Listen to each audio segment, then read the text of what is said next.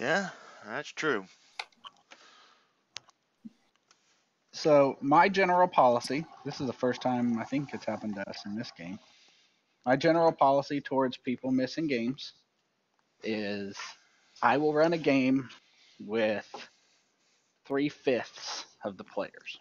But I also leave it up to the players. Sometimes they don't want to, sometimes they do. So since we have 3 of the 5 players, I would be happy to run a game. But since we're missing 2 people, I always leave it up to you guys. Some groups don't want to run with 3/5 of the group with 2 players out, which is pretty rare in our games. Some people don't want to run those games. So that'll be up to you guys. I'm good either way. I'm cool. I'm already set up. I'm actually got the recording as is. It's just gonna be pretty interesting if we go with 3/5, trying to run everything. But I'm good.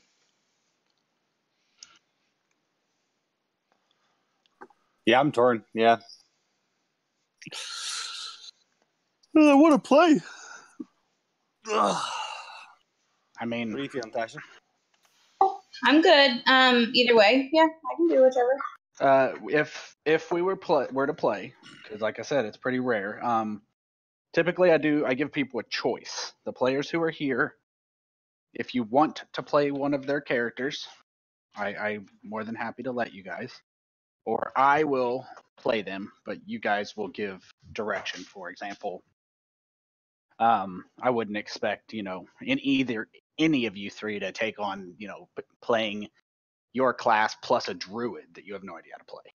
But yeah. I always give people the option if they wanted to, especially if the other person's okay with it. In my Monday game, there's 2 guys that built their backstories together, so they always play each other's character, for example.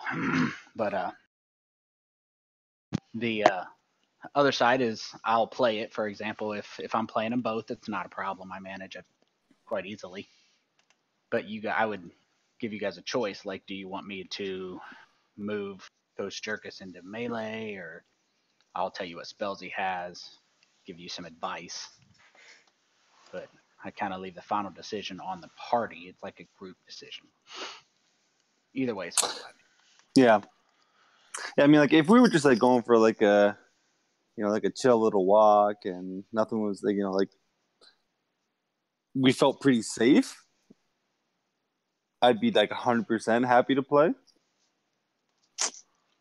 But I always get scared to play a campaign with other characters in coast mode, and then if something were to happen, right? It's like, oh, sorry, you died and you weren't here. Admittedly, the early parts of this campaign, which is where you're at, are a little more hazardous to the health. Yeah. But as I said, I just wanted to kind of leave it up to you guys, if nothing else. Just to give you guys an opportunity. If you guys, it's your decision. It's a party decision. Yeah, I'm gonna. You are in the middle of the Silken Path, so that's not the most cozy place. Yeah, I'm gonna go ahead and keep hands off on the other PCs, mainly because I don't, just like what Alex said, I don't want to be the one to accidentally cause them to wind up getting an axe in their head or anything of the nature. Well, let's do it this way, just for simplicity.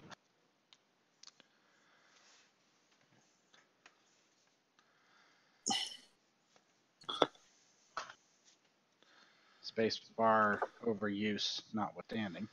There we go. There we go. Outstanding. So I'll play the PCs, and it'll be on me if they die, which I've been blamed for worse. Like never bringing chips home. Let it go. Ooh, rough. Let it go. Do what else I taught you, Tasha. Do what else I taught you. I still love you. I didn't bring her chips from. I didn't bring her chips from Qdoba when I brought her lunch. Look, if someone says, what do you want? And you specifically tell them, and then they come home for the third time in a row and still don't bring you chips. I mean, it's like, why do you even ask? Just bring whatever you want. I've had a similar issue on ordering out, where it's like, I'm lactose intolerant, right? So I order burgers, and I specifically request in special comments, do not put cheese on this particular meal. Do they actually pay attention to them? Half the time, no. Because I'll get my order, and it's freaking smothered in cheese. And I'm like, how the hell do you not pay attention to this? Exactly. What really pissed me off was one time I was going to this one place, and they had like a whole list of like toppings to keep off. There was like, silvered onions, pickles, ketchup, mustard, cheese, and I had everything ticked off to be removed. Got my meal. The onions was left off, pickles were left off, ketchup and mustard left off, fucking covered in cheese. I'm like, what the hell, people? Such is the way of the world. Alrighty. So, we can go ahead and dive right in, though, so we can maximize our time. The place we left off at was the Silken Path.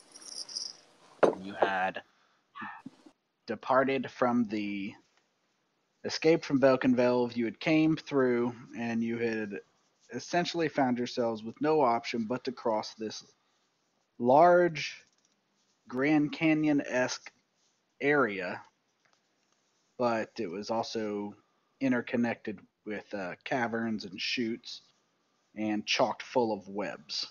Two types of webs, to remind you, are the traveling webs, the ones that aren't sticky, that are used for the giant spiders to move, and the hunting webs that, if you fall in one, will draw attention.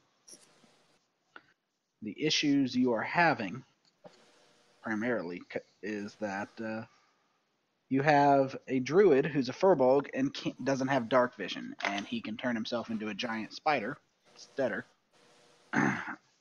or steeder, depending on how you want to say it, which is essentially a large tarantula.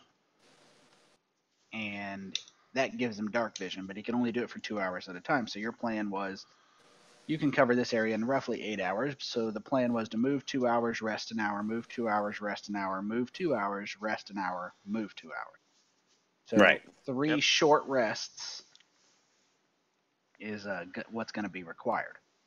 You had traveled and had a couple issues with some of the older webs breaking, which the 2 goblins you met that seemed to live their life literally surfing webs.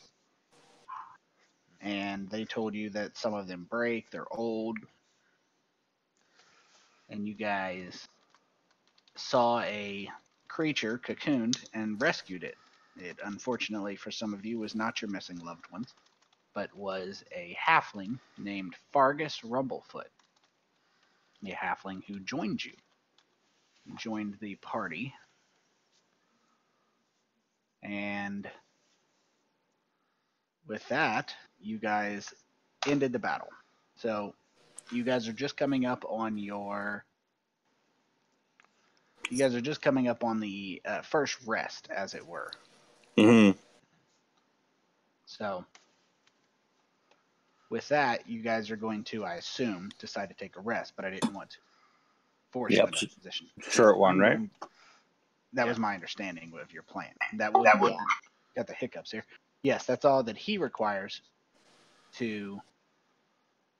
And Kosjurkis is beat up too, isn't he? Yes, he is. He's pretty heavily wounded, and I believe you guys were unsure which way to go with it. The thing I will caution you with is, this applies to this game and pretty much all games that you play in. Be very careful relying on short rests in a bad area. So Kosjurkis has 1 hit point, for example, left. He's 9 damage out of 10 life. The major concern you should have, if you take a short rest, you rest for a full hour, and then you will be able to use your hit dice, which is a great thing, except if you're attacked and for whatever reason you are unable to complete that entire short rest, then you are not going to be able to use it, and you're going to start a battle at the same point you're at now. Right. Yeah. Silly question. We can't use hit dice on each other, can we? You cannot. I didn't think so. Good to know. Does Roland have any healing spells? Seeing as he's going to be in animal form anyways. Let me pull that up here. Because I know he's got that secondary ability where he can spend a spell slot to heal when he's in his animal form. He can. But and he does, I'm sure, have healing spells. Let's see. yeah, but maybe it makes more Yes. sense to use the spells for Kosjurkis here. He does have healing spells. He has 3 of them. So Cure wounds? he does. Probably the safe bet, right? If that's... How many that slots seems does like he have? Sorry, He has he's 3. Gotcha, yeah. Is there anything in Kosjurkis' bag that can probably be used for medicinal purposes, herbs or anything of the nature? Not of that nature. Okay. They're not prepared in that manner.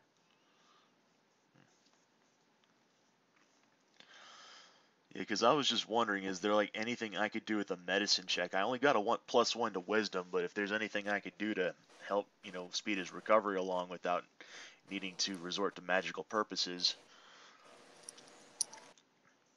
So we will have... Let me tick that off here. I mean, I know we got a potion of healing, I believe. Now that is something he Yeah, will have but- to do. That will be something that he has to do when he is in his human form, or his furball form, as it were. Yeah, so at the start of our rest. Does that make sense? That's would make sense to me. How many spells do you have left, Ophelia? Hang on.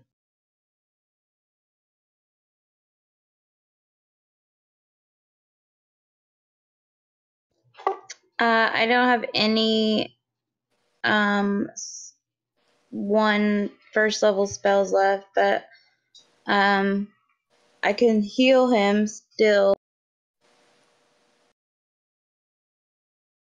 If How's you that? need, if you need to, Ophelia, you do have the sorcerer ability, flexible casting. And Oh yeah, I have that, and I have favored by gods. I can use that. That might be worth using instead, yeah. I honestly don't remember what favored of the gods does, so I'm gonna have to actually look that up. Last I remember, it helped in not getting her crushed by a rock. Yeah. Favorite of the gods has to do with saving throws. Healing hands. I see what it is. Healing hands. Yeah. You can heal 2 hit points with that, Ophelia. Do you guys want me to use that? If you're gonna, I would recommend letting Rolen use his spell and see how effective it is, and if it's kind of weak, then you could use that. Otherwise, you might want to save those 2 in case of an emergency. Yeah, isn't healing hands like one of those abilities that scales with your level? It does. She can heal a number of hit points equal to her level. Okay, that's what I thought.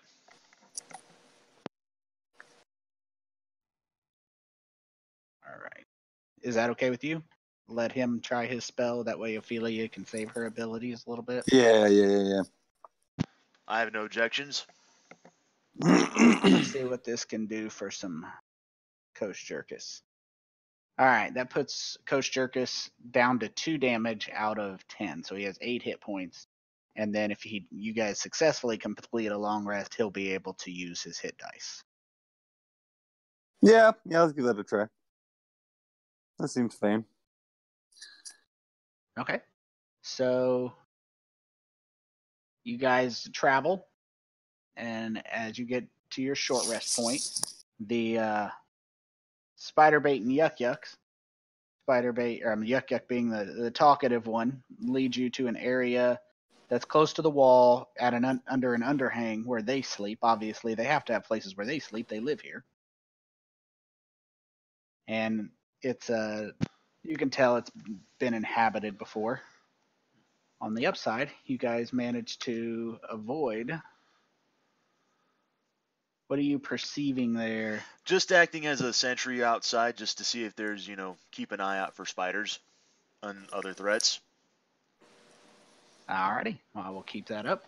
But you guys do manage successfully to rest the entire hour without being disrupted. So that's a good thing. There's no issue there. For anybody who took damage, well, just for everybody, I just want to go over this again. If you already know it, feel free to ignore. But on the main tab of your character sheet, at the very bottom, and I'm just going to go over the whole thing again because we did it before, but you guys were such high level that it was rarely used. So, main tab of your character sheet, very bottom, you have hit dice. Should be 2. Everybody should say 2. Mm-hmm. If how you use them, if you're damaged, is you either double click it or left click and drag and throw it. And how that works is you get 1 per level, and you can use them after a short rest to heal yourself. It's to conserve your resources. It's basically like the difference between a marathon and a sprint. If you're going through a dungeon or crossing the Silken Path and you need to rest, it's the equivalent of stopping for an hour, catching your breath, bandaging your wounds, and by bandaging, stitching up if you have little, silk around, hypothetically, a lot of that. Putting on some salves here or there. You were asking about using local medicinal herbs and stuff like that. That's what a hit dice is. It's not just some magical power where you sit and focus. It's literally scavenging for medicinal herbs, using your clothes to bandage, some thread to sew. It's just to set wounds, and you can heal as much as you have hit dice. Those hit dice recharge at a rate of half of your max per long rest. So let's use Rolen. Rolen has 2.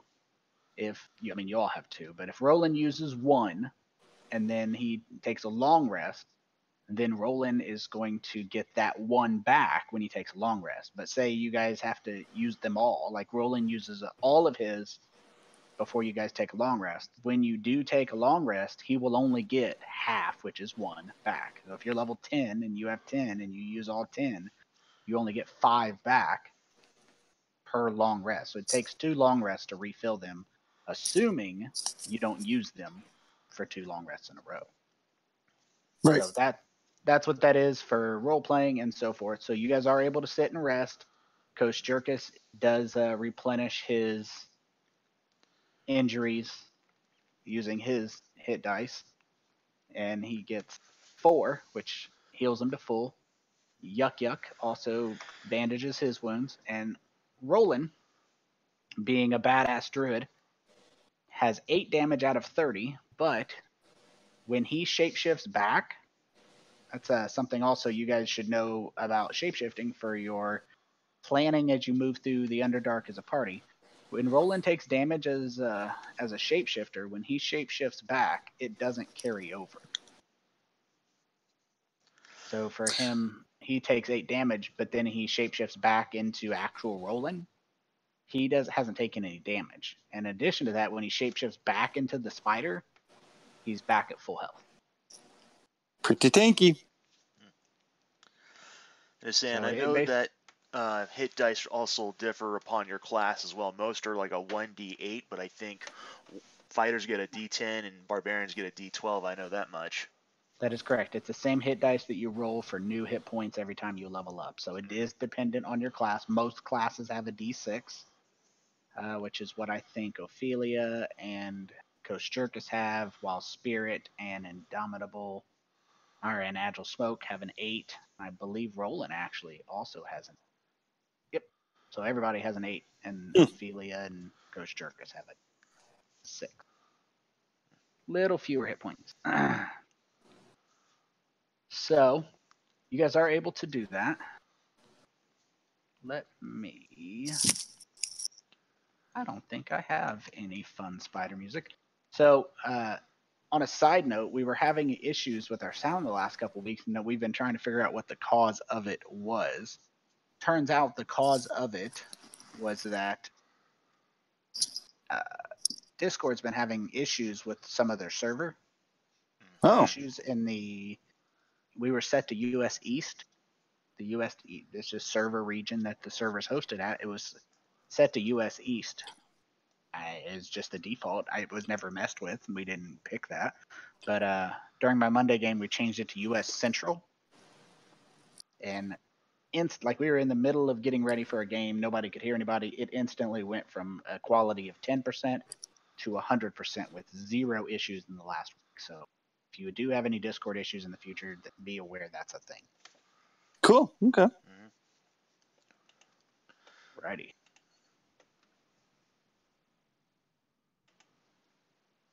This music going. If you want to adjust your music, I don't know if you guys can hear it. I need to adjust mine. I can't hear it just right now. It's fairly quiet. Well, let me.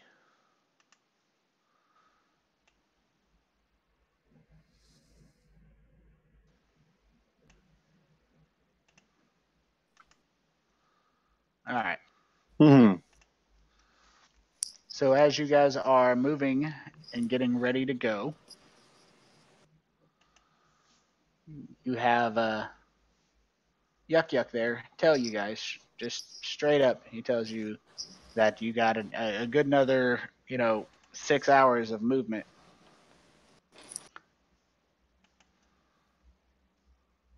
Hold it. There we go.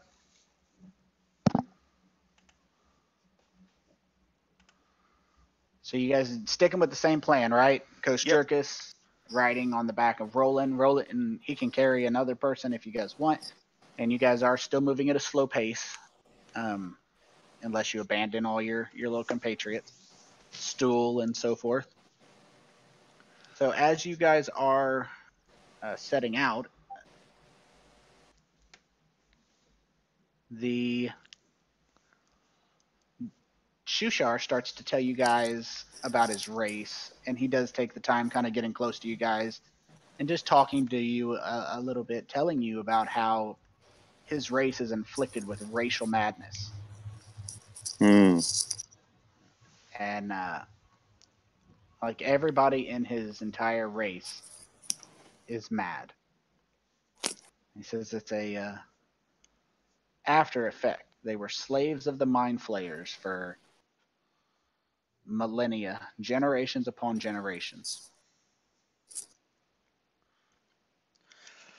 Well, that's not too entirely surprising. If you're enslaved to a mind flayer, I would assume that if you get away from them, that's going to cause some pretty lasting damage. And how did your people get away from the mind flayers' enslavement? He says the legends tell us that our goddess freed us from the evils of the mind flayers, that they had stepped out and lifted our people out of the dangers that there are. He says, letting you know pretty much right off the bat that his people are very, very, very religious. He tells you that his people worship a goddess that is. That music was way too bad. He says his people worship a goddess known as Blibdoplop, or Blibdopulp, and the rumor is she lifted up her people from danger by granting them power to the whips. The Kawatoan whips use their magic to free themselves from the danger. What do you mean by whip? Like a some type of rope or leather that you can He snap says out with? He says a Cowatoan whip is a holy rank in the Cowatoan society that allows them to connect with Blubdoplop and cast magic. They are our priests. Hmm. And then also the next rank up would be monitor. But they're mad, and he says he managed to find peace studying with a Dwergar monk. And through meditation techniques and inner focus, he was able to cage the madness in his mind. It is always there. It is always rattling to get free. But he can keep it contained. His hope, when you reach Bludab, is to pass along that training to his people and give his people the ability to not be controlled by their madness. This is truly a noble cause. Indeed, a very noble one indeed. He says that you should be aware that Slubludab is a dangerous place, but it is also holds the potential for great gain, especially for the party to find a guide to help them through the Dark Lake. But the madness that inflicts his people, it makes them unpredictable at best.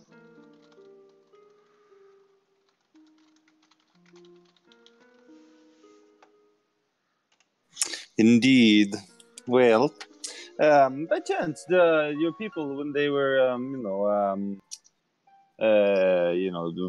got away from the mind flayers and all these things, did they have any, holy relics or something artificial artifacts that helped them in their journey? You know. Not that he knows of. Oh, I just like the stories. Yeah. Okay. Speaking of stories, I believe that the weapon that you're searching for is not the same one that my family I was looking for as well. I was doing some meditation and I came to that realization. Oh well, Spirit. I look for many things, but yes, Dawnbringer specifically is a weapon that I know would be of great value in the local museum from where I am from, and would help me in my lifelong goal. So, but nonetheless, first we will get to slip the doom and do what we need to do. Shushar takes a second and says, Slubludab. Slubdubdub. Yes? Slubludab. Slublubdablub. Yes? He says, very good. Excellent. Thank you, Shimshay. Fargus, still pulling webs off of himself, having recently joined and been rescued. He goes, what is this artifact? Is it valuable? Well, a gleam in his eye. Yes, Fergus. I am sure you are of like mind. Being a surely you are no grave robber, right? You are more of a artifice finder. Yes. No, I'm a grave robber.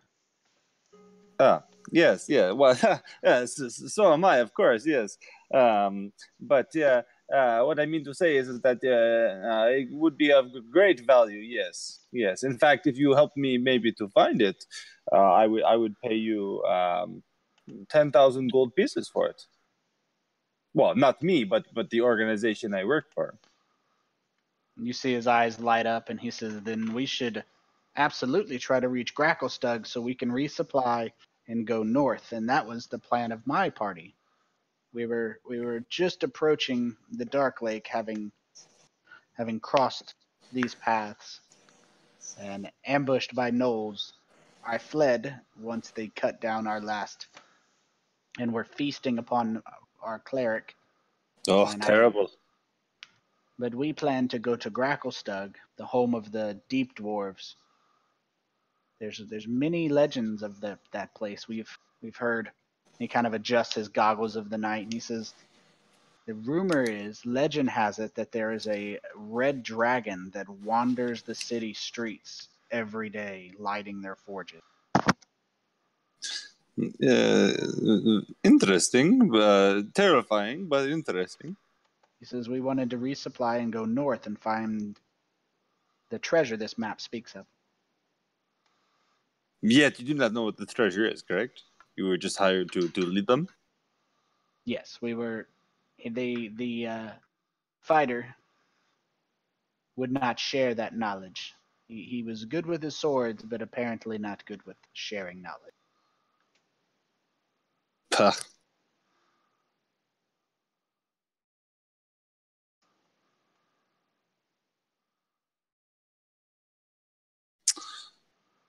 So as you guys are moving, you Yuck Yuck kind of moves to the front, and he goes, ah, and his like drawled out voice, it sounds a little more panicked, but he says, up ahead there's bad floaty guys, got all these eyes. Excuse me? He says, up ahead there's a large cavern we're gonna have to pass. There's these guys attack you. So he kind of holds his hands up to his eyes, and he says, there's two of them. Very unfriendly. But we should be aware that can find us.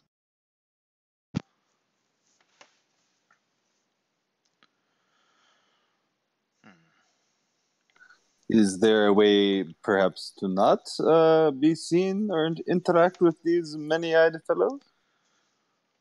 Said, yeah, but they're gonna add almost a whole day's worth of travel.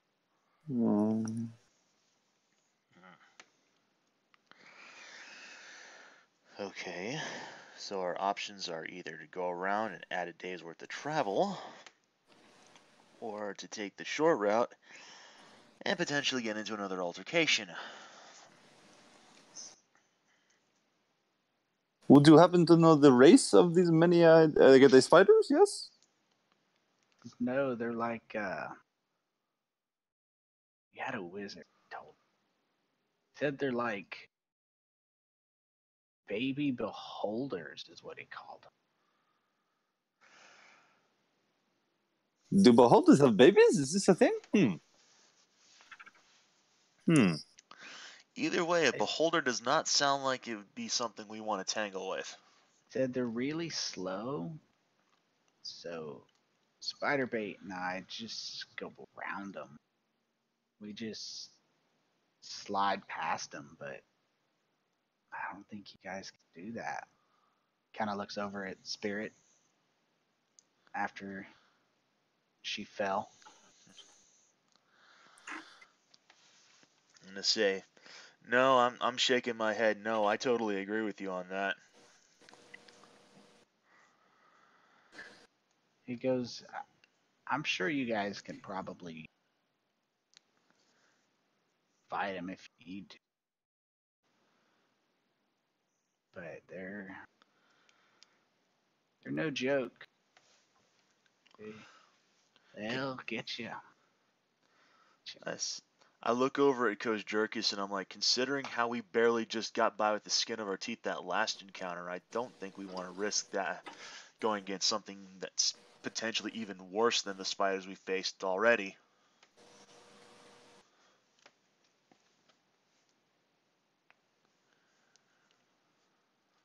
It'll take us a little longer, and it'll be a bit of a more drain on our supplies. But so long as we have Goodberry, I think we should be all right.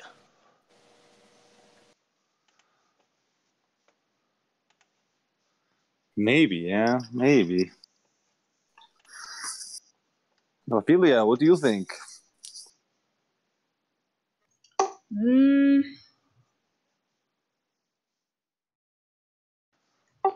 mean, yeah.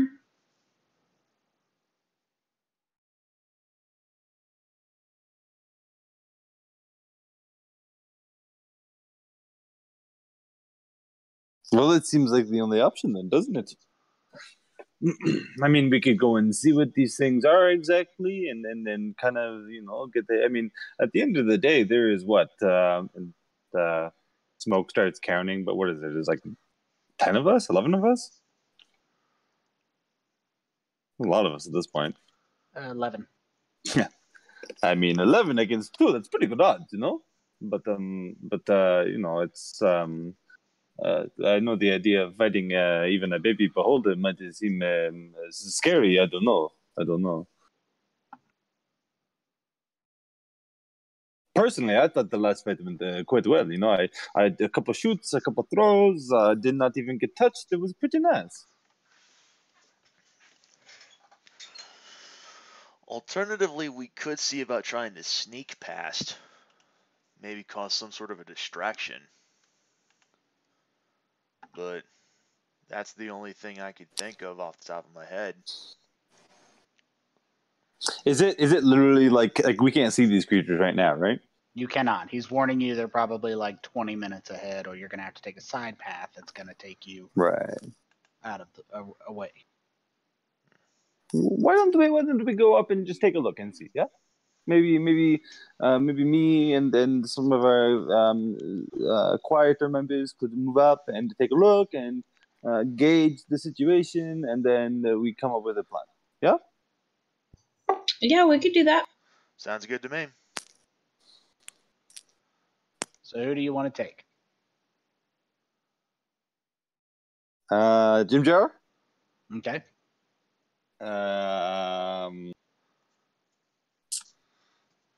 Spirit, you want to come, right? Yeah, I can come along. I mean, at the very least, with the climbing speed, you can move quick, right? Yeah. At least, let me double check. 20 feet. Yeah. Seraph? Yeah, he's not go. Like, he's not going to separate himself and then end up potentially fighting Gotcha. whatever they are by himself. One of the goblins? Oh, yeah. Yuck could go all day long. Let's go. Let's just do us four, and we'll go take a look. And then, not get in a fight, obviously. That's the hope, anyways. Yeah. That's the hope. And we will be right back, just maybe come, but just come slowly, and then we'll lead the way, Sounds good. So, want me to roll the new stealth? Because that was an old stealth. That'll be fine. We'll keep that. Let me pull up Jimmy's. Oh, Jim Jar. He got a 21. Nice. Oh, I'm sorry, a 19. He should add a +4. I just rolled a dexterity. He gets an extra +2. And Yuck. And Yuck's actually more stealthy than Jim Jar with a 25. Great. Dang. So the rogue's bringing up the round. Good. So you can definitely tell that Yuck is surviving here by more than luck. I just laughed back at the previous campaign when our big hulking barbarian somehow managed to be more stealthy than our rogue. Hey, you got to do what you got to do. Yeah, I mean, I'm not complaining. I just find it just hilarious. Oh, did maybe it's too late. Did Fargus want to come? No, Shit. he is not. He's definitely not in the mood to come crawling around here or anywhere that has spiders. He's had his fill of spiders. I understand. I can't blame him. I would be too if I was cocooned up like that. He was probably minutes from being eaten alive, so he's good. But his new best friend Smoke saved him, so. There you go. All right. So, you guys sneak up, and pretty good rolls there. As you do move up, he kind of guides the party and shows you where exactly it was that he was talking about. And when he gets up there, it is a little bit ahead. And you guys aren't... Well, give me an intelligence, knowledge arcana check for you two.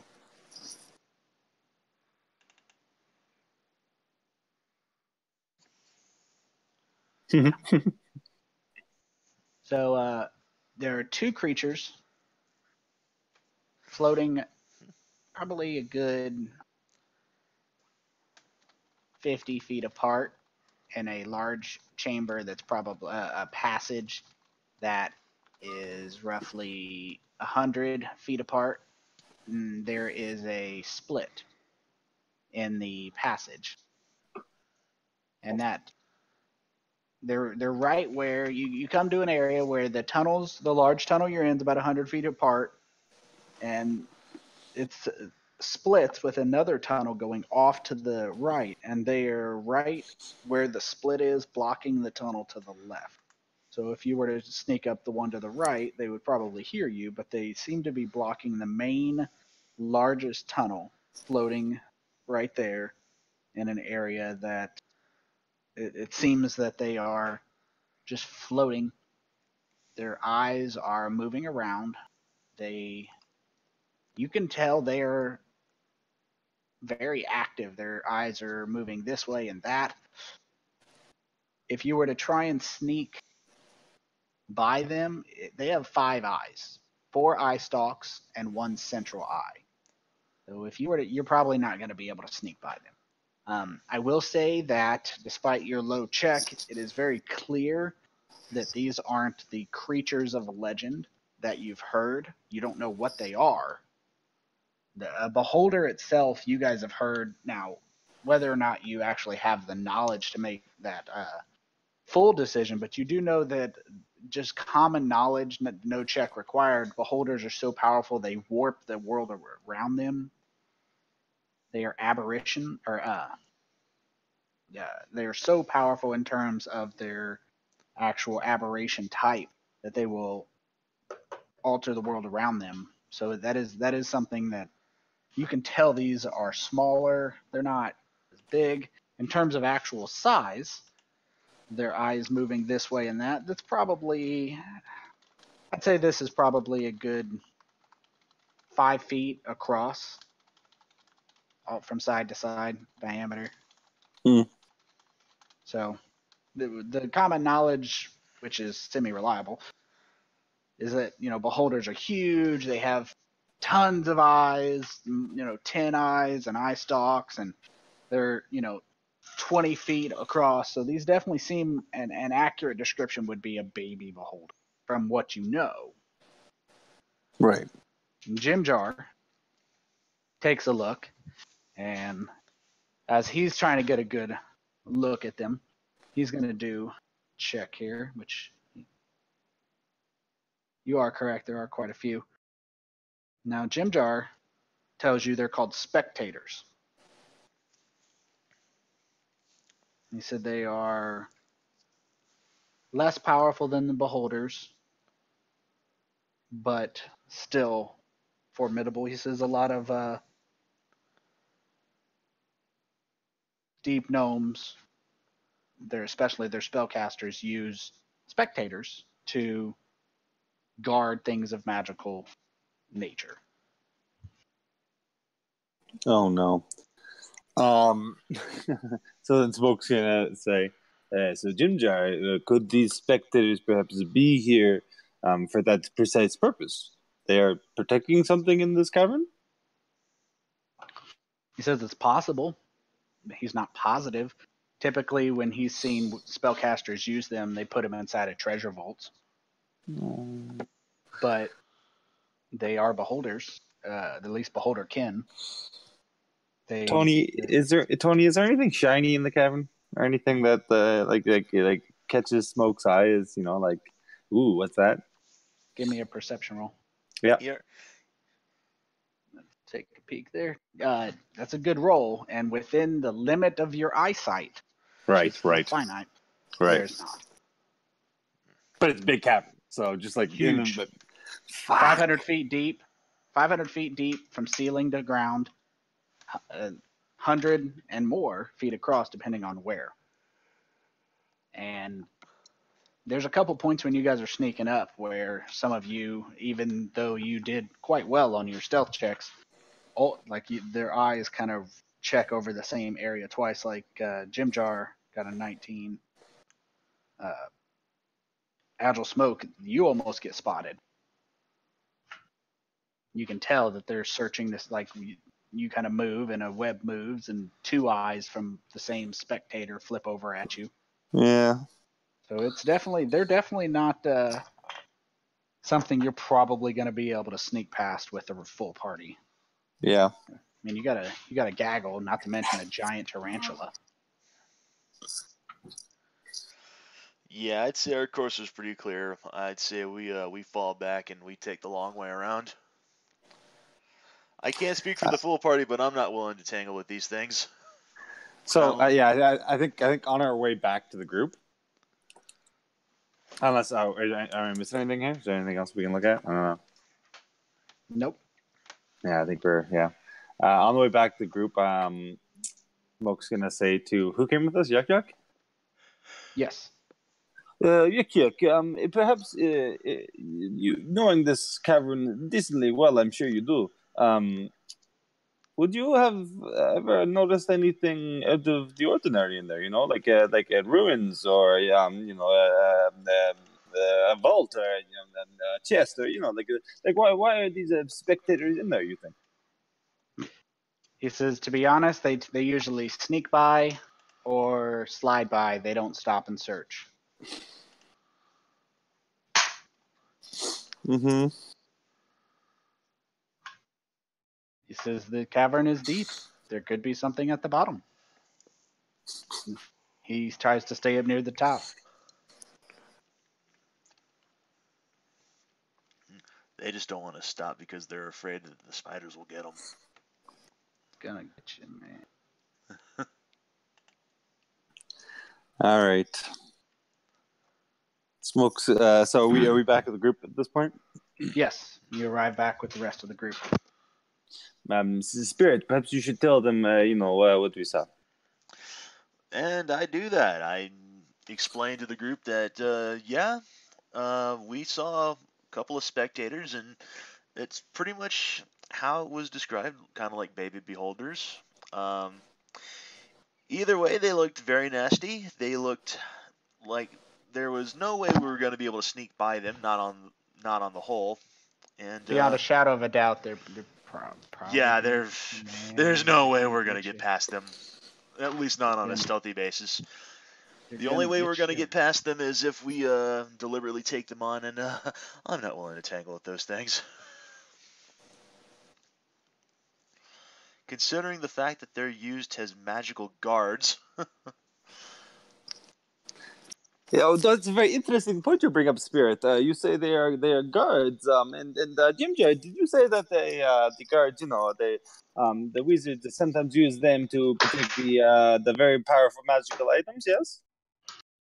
Sometimes he says they're summoned, and they are used to basically guard whatever it is that is in the treasure hoard of the particular wizard. So it would seem to me, I know it's very scary, but it would seem to be perhaps it is the most direct route, and who is to say? Maybe we find something of vast importance, Do you think we can be able to? And I'm not just directing this to Smoke, but I'm just asking this to like the party in general. Do you think we might be able, all 11 of us, if we were just to band together, you think we'd be able to take these things on? Yes.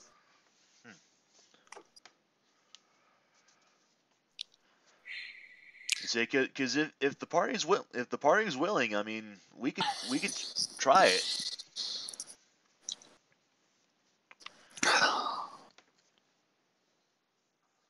I'm just looking more at the bigger picture here.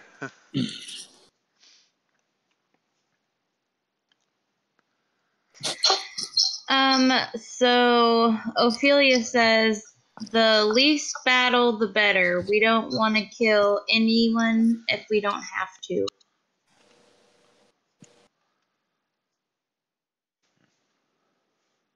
Yeah. Yes. Yes. That is a good point. Yeah. Yeah. Yeah.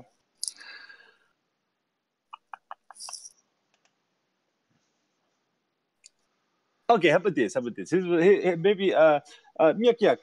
There's the you said there was another path. Yes. He says, yes, we can turn off and we'll have to work our way around. It'll add 8 hours to our travel. To your knowledge, do the two paths converge later on? Much later, yes. Yes. Yes. Yeah, then maybe what we do, maybe the group takes the alternate path, and I will just go and take a look, see, you know, and see what there is. I will not fight. I just go look, and you know, and worst case, I will backtrack and catch up to you, you know. Are you certain you're gonna be okay by yourself? Yeah, that seems very possible. Yeah. Oh, sorry, I've got a kitty up here. Yeah, She me wants too. to say hi. So, say, because I don't feel very comfortable just leaving someone behind. Well, but yeah. Well, to be fair, you not leave me behind. I go right, and then I see, and then I get hopefully, and then I best case scenario, I go the whole way through. You know, get to the great magical items. Keep going. The two spectators, they see nothing, and then I wait for you on the other end. You know. I say, I look to the other members of the party, and I'm like, okay, how does everyone else feel about this? It sounds like a suicide mission. Yeah, but it's not a suicide, you know. It's I mean, if they start fighting me, I run, and I escape, you know. But they don't even fight me. I'm very sneaky.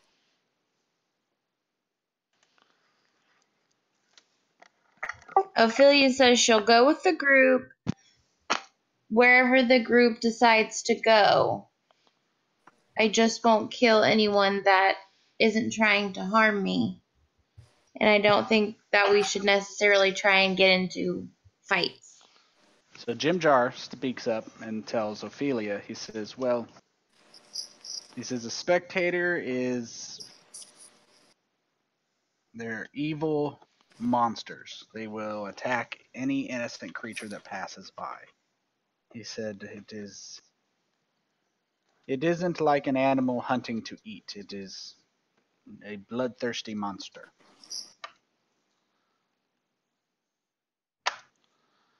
Well, I'm sure they're not all the same.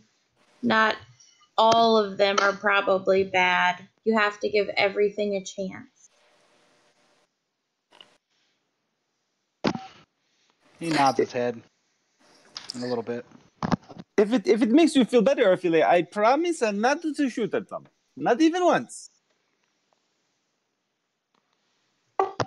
Okay. Real quick, I'll let you guys talk if you want. I'm gonna put us on a 5-minute break. Somebody's just pulling up to my house. I have to run out and see what they want. All right. Yep. Okay. Let's say, Full disclosure. Going. I'm full on role playing. yeah, I understand. So I'm not trying to strong arm the group into anything. Not to mention the fact, like, yeah, not having two members here, I also don't really want to do this fight either. Yeah. Yeah, I'm cool with whatever. Just, role playing. I gotta, not kill things. I'm not Yeah. ugly though. Well, see, Yeah. the reason I'm saying is because it's like, my character is kind of like, yeah, she's not gonna like overtly kill. Oh, sorry, kitty. She's trying to use me as her own personal bed, and I needed to stand up. But yeah, it's like I'm not gonna go out of my way to like actively kill anyone unless I have a good motivator to do so. But I mean, like, I think of it as like Batman. I'm not gonna kill you, but I'm not gonna save you either. If that makes any sense. Yeah. Okay. Yeah. Yeah. Like Agile doesn't even want the fight, right? But the second that Jim Jar spoke up to the fact that they're probably defending something, that makes Smoke like almost have to go see what they're defending, and then thus like, if need be, steal it. It makes sense. Yeah, like it's. So I mean, like, there's a scenario where I get in there or I get close enough to see what they're doing, and then depending on what I see, I might like if it's a statue to something, I can't fucking steal that, so I'm just gonna not do anything, right? But if there's like say Dawnbringer down there, Makes sense, yeah. there's no choice. Like my flaw is basically that I have to go and see what's down there. So I actually, I mean, maybe it does just make more sense for Smoke to go and take a look by himself then, and not risk the party.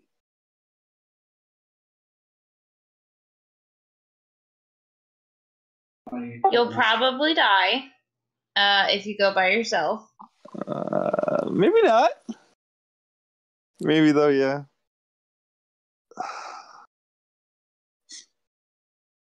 How about this? Is this a wisdom check or an intelligence check to see if I think I can do this? Let's do wisdom.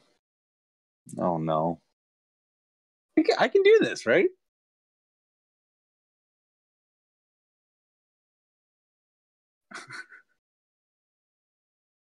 The question isn't really whether or not you can, it's more about whether or not you should.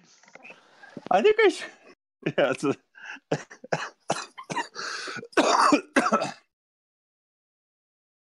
Oh, the character's got to try. Yeah, the character's got to try. Yeah.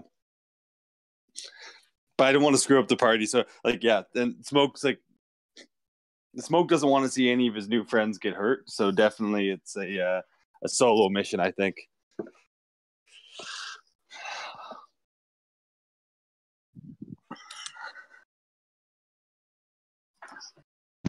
I'm just gonna say this right now. If Moreau were here, he'd be like saying, "Bad idea, bad idea, bad idea." It's certainly not a good idea. I know. Yeah. Spirit, on the other hand, she's like, "Yeah, if you want to go ahead and do that, I mean, that's totally on you. But just be advised, that's on you." It's on you, man. Spirit, if I were to tell you that there is a chance that your child was down there, would you not have to go see? Did you just compare his child to a magical item? Yes. Well, yes. If my son were down there, then absolutely I'd be going seeing if that was him. Well, but I know you will likely not understand, but in a way, I have the same responsibility right now, and I simply must know. I must. I mean, fair enough. But I'm not going to stop you at this point. But I wish no harm. I wish no no potential danger to any of you. So by all means, allow me to go on my own. And like I said, I will not try and fight them. I have no precognition that I could possibly win that fight. I will go. I will look, see what I can see. If I can, I will get through to the other side and meet up with you guys on the other side. Yuck, is there any type of place I should wait? He described to you the area where the tunnels join up. Yes, based off that, I can try and get through. In worst case, with my agility, if they come at me, I will immediately run away, and I will do my best to catch up to you all. Jim Jar says he'll go with you. I do not think the party should split up. And I think we should definitely staying with you. We should all go to wherever we're gonna go together. So I appreciate what you both are saying, but don't get me wrong. If we think we can go and we can do this together, then I'm all for it. But if we think it is, as you called it, a suicide mission, perhaps one person, maybe two, I suppose, but a quiet group. Sometimes discretion is the better part of valor. Yes, and 11 of us trying to sneakily look in there, they would not work. But likewise, even the time we spend standing here is dangerous, no?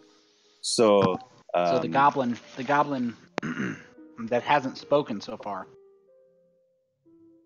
speaks up and says, it would be easier to just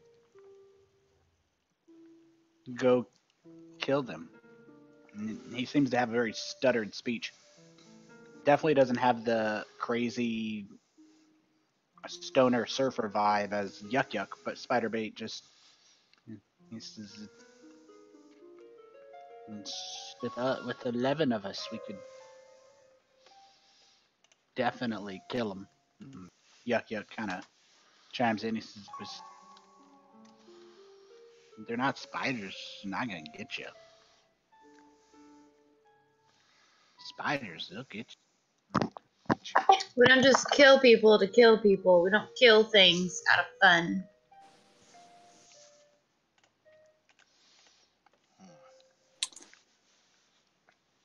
He says, but Sarah says, but going out of our way, he says, I understand those of you from the surface have your weird morals. He said, but going out of our way by 8 extra hours in this spider-infested area is jeopardizing ourselves. He says, if it makes you feel better, kind of condescendingly talking to Ophelia, we can take the shortest path, and if they leave us alone, we leave them alone, or whatever it is that you weaklings from the surface believe. But we can just go through, and if they attack us, we can defend ourselves. But if they leave us alone, we leave them alone. That way, it adheres to whatever issue you have without endangering the rest of us. That's really all I'm asking, is to not just go in and just kill them, because maybe they don't want to fight. You don't know that. Ophelia, I promise that unless they show aggression towards myself, I shall not attack. Then I think we're all in agreement, and I think it'll be fine.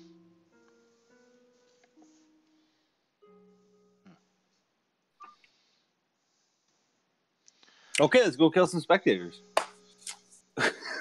No!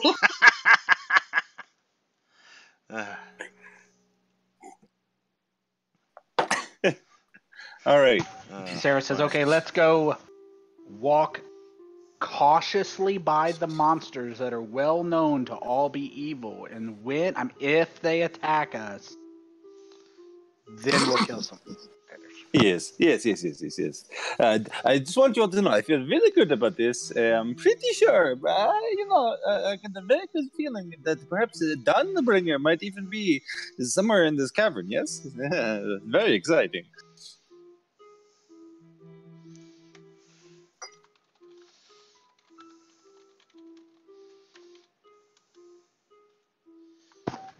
All right. So we'll do it this way. Here you go. Oh.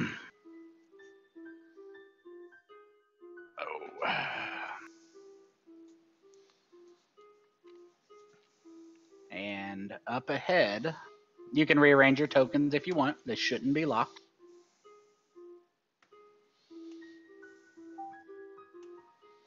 Did I lose somebody?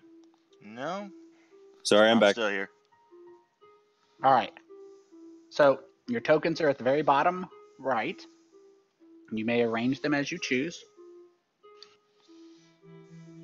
And unlike last time, because last time it was your first time, we are going to be doing vertical battle. Interesting. Just like we did before. Tiers, except this is 500 feet and not otherwise. So for simplicity, I broke it up into fives. If you get into battle, not that you're attacking the spectators. So by the way, that should be a good way to kind of visualize how many creatures you have. Does that have a mask over it? Can't tell. Let's see. So, Sorry, I just want to have the mask. does it have a mask, you said? What? Yeah, what? Does the map have a mask over it? I believe it does. I'm unmasking it, I believe, right now. Yeah, all I'm just seeing is a bunch of grid lines. I'm not seeing anything. Give it a second. It should fix itself. It is a fairly decent quality map. So, those take a couple extra seconds to unmask and load and transfer. There you guys go. You guys get that? Yep, there we go. Whoa. Indeed. This is the Silken Paths. It is much thicker than... So that passage on the right, it is a little... It's not as deep. You can see the floor a little easier. But the spectators are pretty much blocking the passage on the left. The spectators are in the vertical map. I know you guys, it's a little challenging to have two maps, but I mean, come on, 3D combat's half the fun. The spectators are floating in the middle. It takes some movement. Just to review, if you get in combat, hypothetically, if, for example, you are Stool and you want to go from C to D, it takes your movement. So, like, whatever your movement is, your full movement to go from one to the other. And then on the other map, you wouldn't be able to move at all. Gotcha. Now, you can attack anybody on the same... If you're right next to somebody, you have to be on the same vertical level as them to attack them with a melee weapon. So, Does I'll leave climbing that out. speed make a difference? It does not. Okay. Well, I mean, it does in terms of how far you can move, but not as far as climbing vertically. Right. Because that issue is more finding the webs that go up and down as opposed to climbing. So, if you guys are happy with the way things are, you guys move your tokens, I'll move the NPCs. Yeah, try and get into some like what's Vargas like? Is he willing to kind of move up alongside me? Hand crossbows ready? Oh, absolutely. So Fargus is, as far as you guys are aware, he's stealthy, and he's essentially a lot like Jim Jar. Yeah. Okay.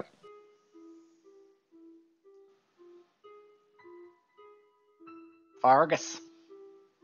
If I could do a Scottish accent, I would, but Can't touch Fargus because he's yellow, but I will move him up by you.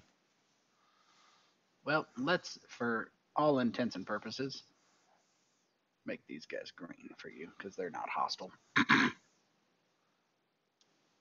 All right. And if you like Ophelia and Spirit, if you guys want to grab a token and move them, you're more than welcome.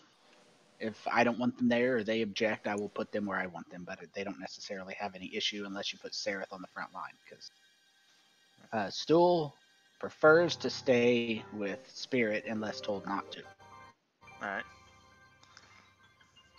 That's it. I just kind of reach over and just kind of pet him on his little head. I'm sorry, I said the wrong cat name. I meant Agile. You're all the same. Oh. Yeah. That's why I moved him up to Agile, is because I know he smokes his buddy. But if he wants to stick with me, I mean, I don't have a problem with that. I'm gonna give you a stealth check. Oh yeah. Instead of let's do this. Instead of everybody rolling, I'm just gonna roll a stealth check for everybody. So I can. And I'll even show it to you. I put the DC at 16,516. Let me lower that slightly. Whoops. Wonder how close we were to beating it. Let's see. Failure, failure, failure, failure, success. Can you guys see those? I tried to mark it so it would come through. No, I don't see anything. Yeah. Oh, there we go.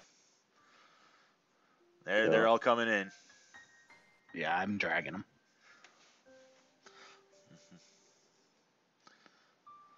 So, believe it or not, spectators with the 5 eyes have pretty good perception checks. But because of their passive perception of 16, they see you. And when they do, they let out a growl as they do make eye contact with you. It's definitely something that catches your attention. And when they do, they come out with a telepathic... And change music on you. You might have to adjust your sound as necessary. So when the spectator comes out, a telepathic warning echoes in all of your mind. It feels alien, almost like their thoughts are so different than yours in terms of how they think, that it actually causes you to get a headache having mental communication with them. And when they do, the thought that rebounds around your head is, the demons are rising in the dark. Can they hear us from where we are? You don't know if you can communicate back with them or not. It was more like a forced mental intrusion. Like they forced their thoughts into your head. You don't know if you could maybe think back. Maybe you can, maybe you can't. You're just not sure. Well, I'm going to try to mentally and verbally just let them know that everything's okay. Everything is awesome. We're just going to cruise on through here. Where, no one's going to have a fight. Everything's okay. Well, that is very kind of you. They appreciate it. Roll initiative. No. As soon as I noticed the tokens were like, yeah, we're getting in a fight. I know Tasha knows, but Ophelia is a kind-hearted soul. Aberrations are from an area I haven't covered in my planar videos or explanations, but we will go with that. Let's move Rolen the Tiger to negative 99. And let's move actual Rolen. Where is that bastard? There, he's all the way down there. Good. Of course, okay, so roll the lowest initiative. And the stutter would not be at 8 wound, right? No, I apply that. Mr. Stetter should be at 0 wounds. That's the good thing about having a fleet with you, an armada, a group of, got all these people. But Rolen the Stetter goes charging up with his 30 feet of climb.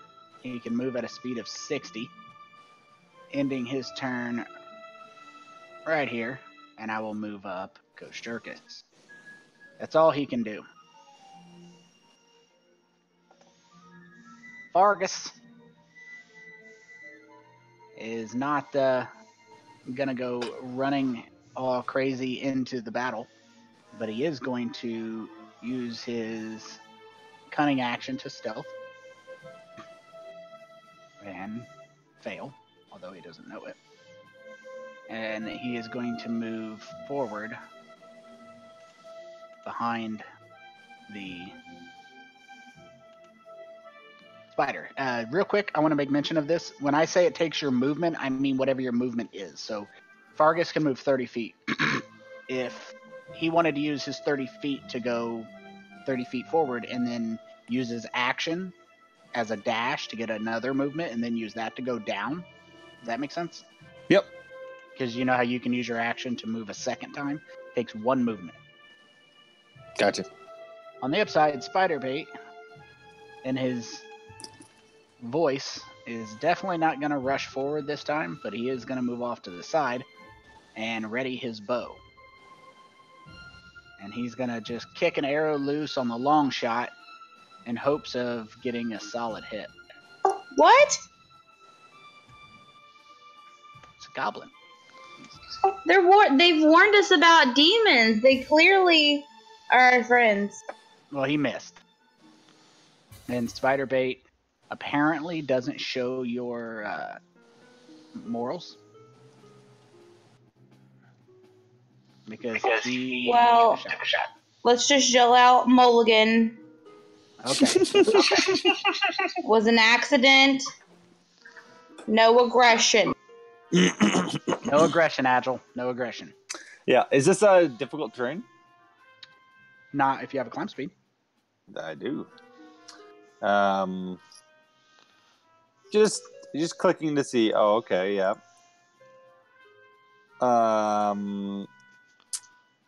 Let's go. Am I stealthed? I had a 20, right? You are. I mean, you're stealth. Whether you're seen or not, you'll have to figure out. Well, I mean, come on, 20. How about this? 30 feet there. Now, keep in mind, you do eventually that you do run out of the tunnel splits right up there, where it's still masked. Thank you. Yeah. Okay. Gotcha. Yeah. I was also considering stool be hanging off my back or something. Is that the case or no? Not in combat. He's not gonna. Yeah. He can chill. Yeah. And then how about this? I'm gonna ready in action. Mm-hmm. If spectator 8 here like does anything hostile towards me or to somebody else, I will shoot him with a hand crossbow. Okay. That's fair, right? That's fair. Yeah. You know, what else can Ophelia ask for? Yeah. I mean, you gotta protect yourself, but still stealth, correct? Or do you want me to use my cunning action to stealth again? Yeah. Not until you break it. As stealthy as I think I am, right? I'm just like aimed, ready, just in case it does what I think it's gonna do. All right. There you go. All right. So, Mr. Spectator. Let's see here. What kind of range we got? Mr. Spectator, amazingly, does not share your desires for peace, and it wants you to die. And it shoots its eye rays, and it shoots. The first eye ray it shoots is a wounding eye ray, and it shoots it at Rolen, who is the closest creature. Ready to action? You're ready to action, correct. Go ahead. Is that with advantage? It is. I guess I didn't need to hit that, but let's... Whoops. Let's see what happens. Kaplooey. And that's going to be those.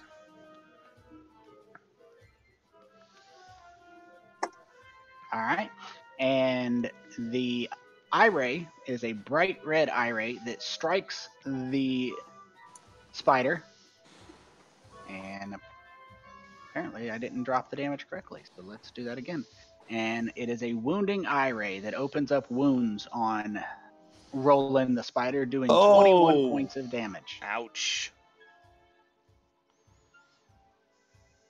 And it looks like that hurt.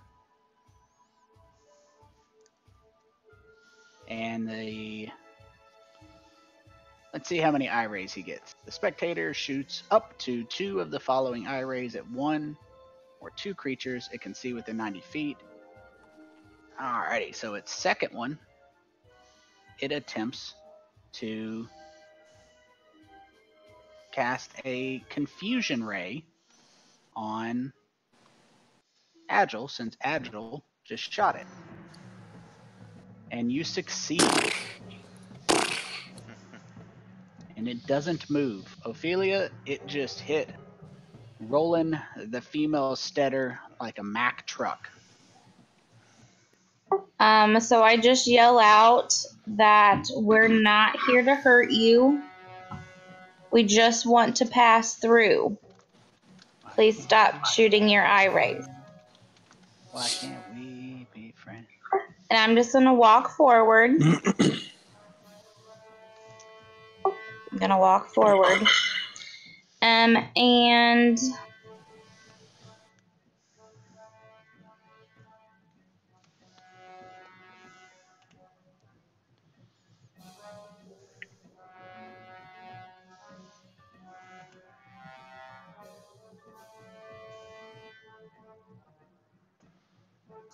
I'm done. Okay.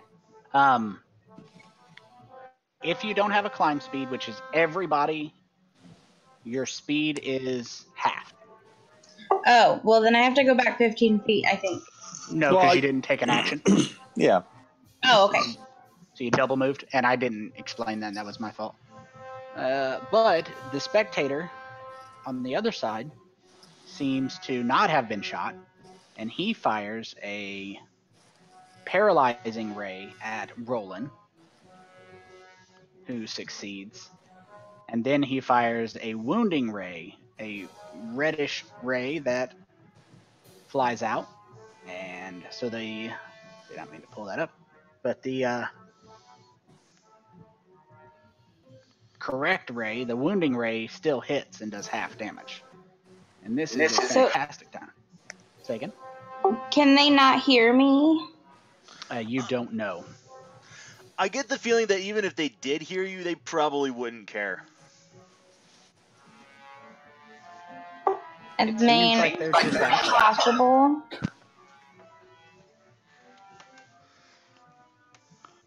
You'll have to decide what your limit is for when people are killing your friends, how long it takes you to decide you want to fight.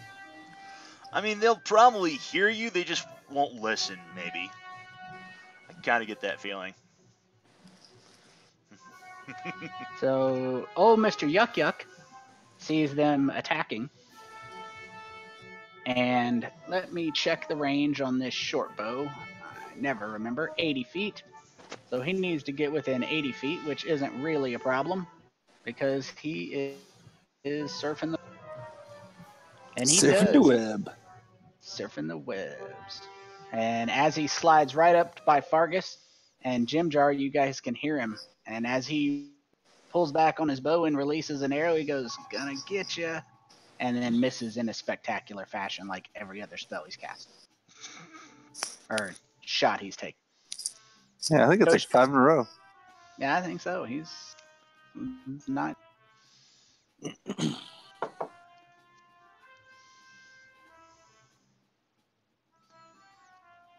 little bit of firebolt, maybe? That's what I'm taking a peek at. See, he has sleep, which I don't know if that would work. And these are aberrations, which is... Let's see. 1, creature. So yeah, he could try and put him to sleep, or he can firebolt. He doesn't have a whole. He could use catapult. Choose one creature weighing. Oh no, he's 2. That isn't gonna work. So yeah, sleep or firebolt. Your call. I don't think sleep's gonna work. I could be wrong, but I don't think it's gonna work. My vote's for Firebolt. So he focuses his fire on the same creature that has been wounded, because they're firing 2 bolts each, and he misses, but he tried. I mean, it was an A for effort. To be honest, there's not a whole lot this Bupito can do. He's at a disadvantage. He doesn't have any weapons. Shushar. I did not mean to move him that far. He should only move 30 feet. I had to move him back. But Shushar moves his 30 feet that he can move. I'll move Bupito back. So Bupito's kind of taking a little bit of cover. He's got what he's got. To say, I'm using my feline agility to dash. I just hop on one of the thicker webs and just full-on anime run toward my position. Okay.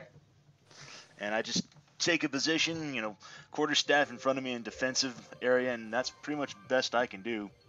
Now, is that your full move? Are you actually doing anything? No, I'm not doing it. I'm not in range to do anything. I don't even have any ranged weapons. Makes sense.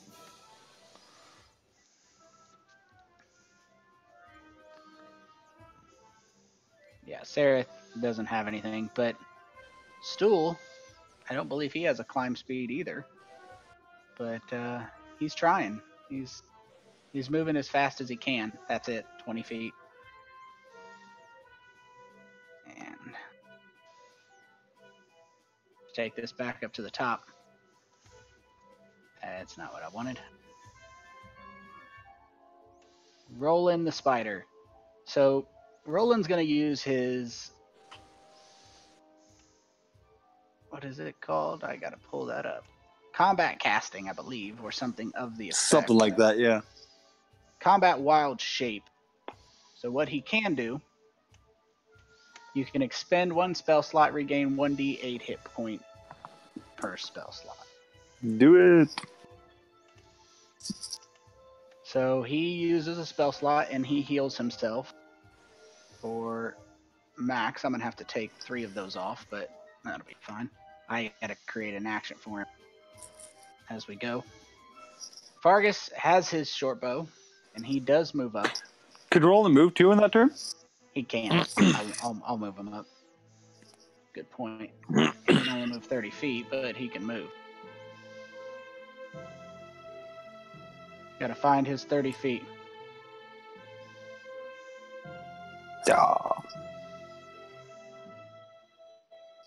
Unfortunately for Fargus, the hand crossbow he's rocking has a limited range of 30 feet, and as he is quite far beyond that 30 feet, he is going to take disadvantage, but he's going to try.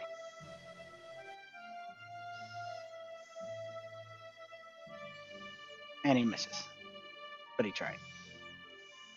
Let's get Kosjurkis up here. And Spiderbait is not going to move up. That's another miss for them. So Jimjar is going to move his 25 feet rounded down, which is going to be 10. So he's going to be able to move 20 feet this round. Find a nice spot for him. And he's not going to throw his dagger because it's his only weapon. Agile Smoke. Okay, so 20 feet there. Yes.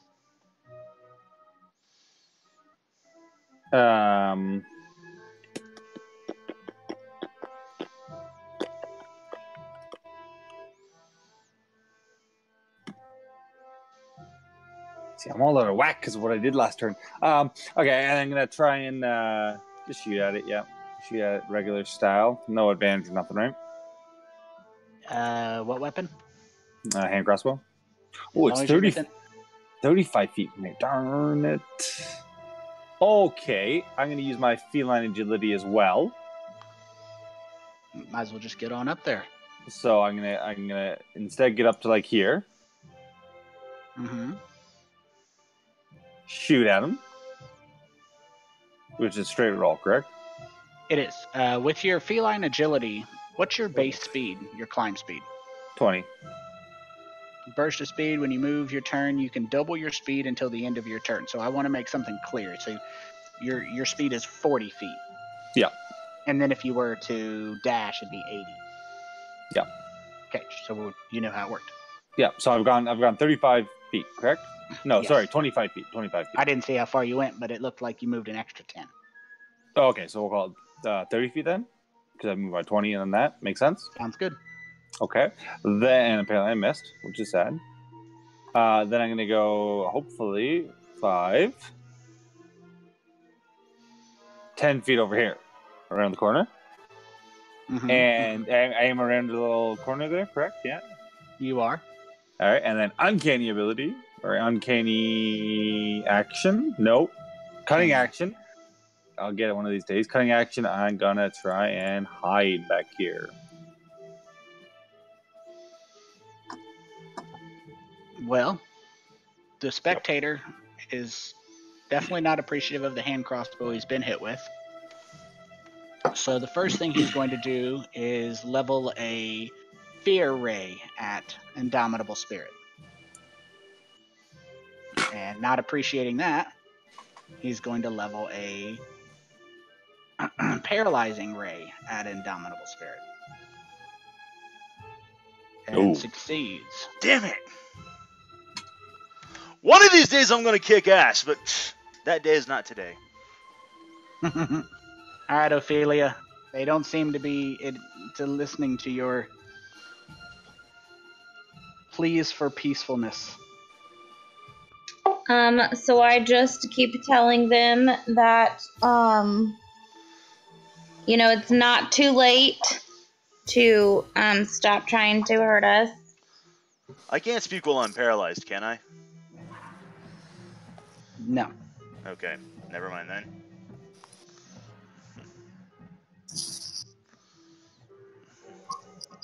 I am gonna have to start hurting people, because they're being bad. So, when they stop, let them know when they decide to stop, then we can stop. But until then, I'm gonna have to start splashing people open. Feels like you're using your mom voice. Is that what you're doing right now? I'm gonna need you guys to get some of your couth, okay? You're being couthless. I don't like that. Yeah, this is my mom voice. The boys are like, they know I'm super serious. When we went to the symphony, there was an old man who was being an asshole, and Tasha said he doesn't have any couth, which was hilarious. I had to look it up, which is apparently a legit thing. It's a little. He thinks I make shit up. It's not. It's real word, babe. Well, we won't go over whether you make words up or not, but Firebolt is in range, and you also have Firebolt is 120 feet. Toll of the Dead is 60 feet.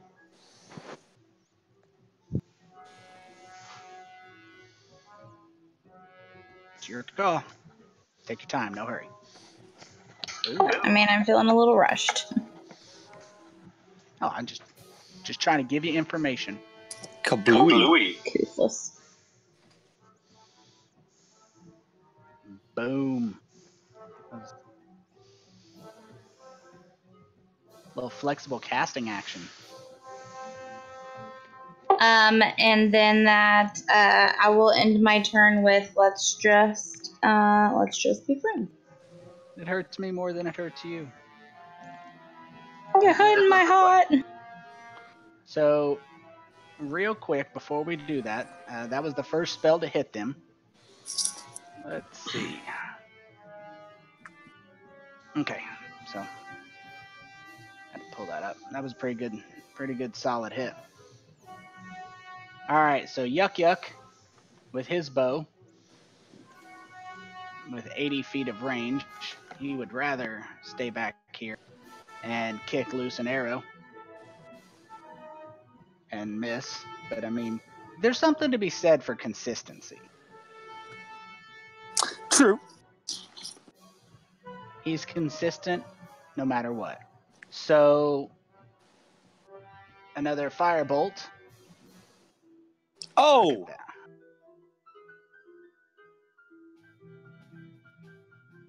He comes out with a firebolt. Still, I mean, still decent damage. Yeah. Rapido's just staying out of it because he has nowhere to go except to his doom. What's he going to do? Run up and punch a beholder in the face? All right, Indomitable. So here's the good thing. The paralyzing ray lasts a minute, but you can repeat your saving throw at the end of your turn. So I'm going to drag it over. Well, you can make your saving throw. It's a Constitution saving throw, difficulty 13. You can do it. You can do it. Hell yes! You are unparalyzed. Unless you're paralyzed again, you will be able to go next time because it's at the end of your turn, unfortunately. Son of a... He better not paralyze me. I will be pissed as all hell. The last 3 fights I have not done anything except do absolute jack.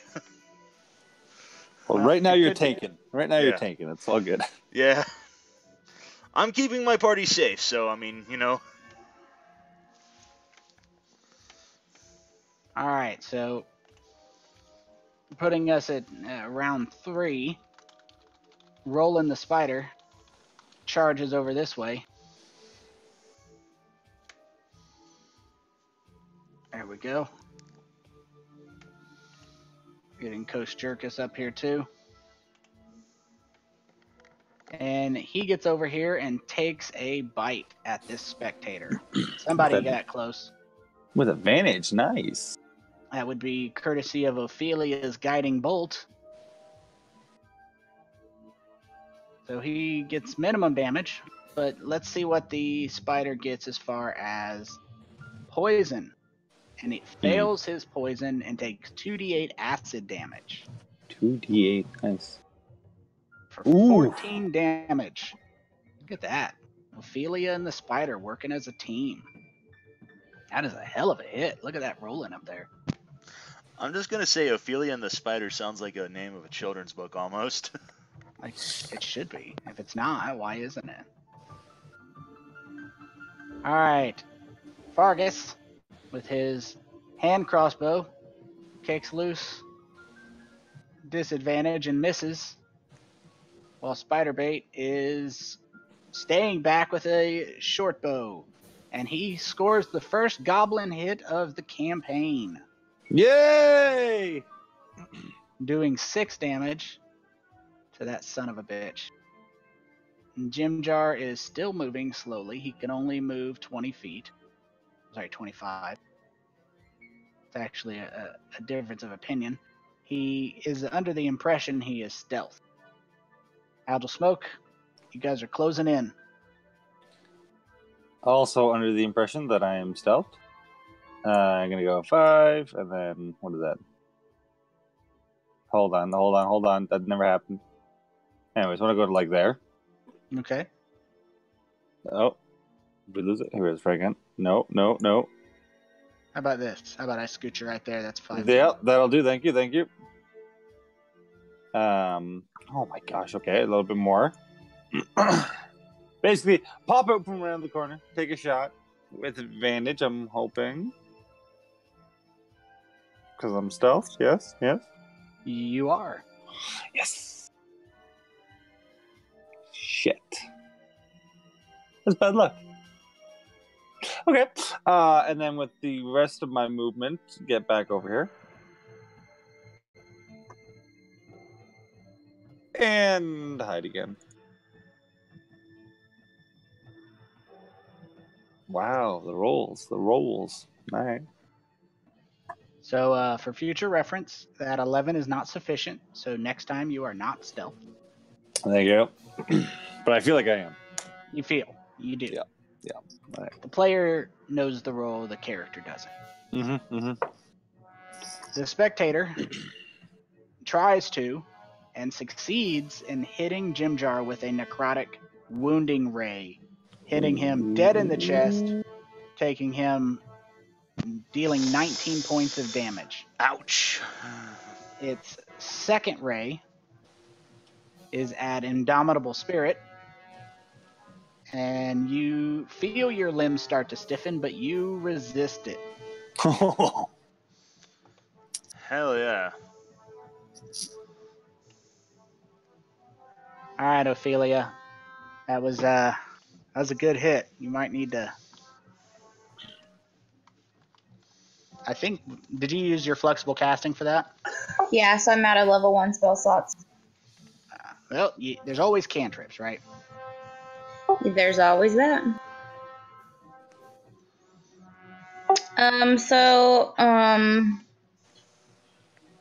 Yeah.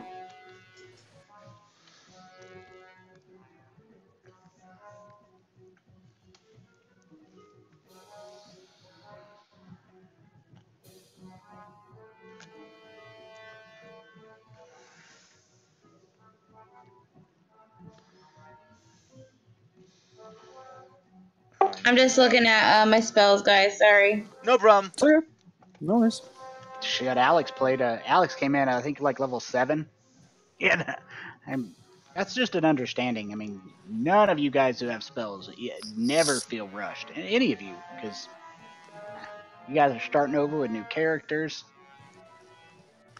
Yeah, a lot of possibilities, a lot of things. Oh yeah.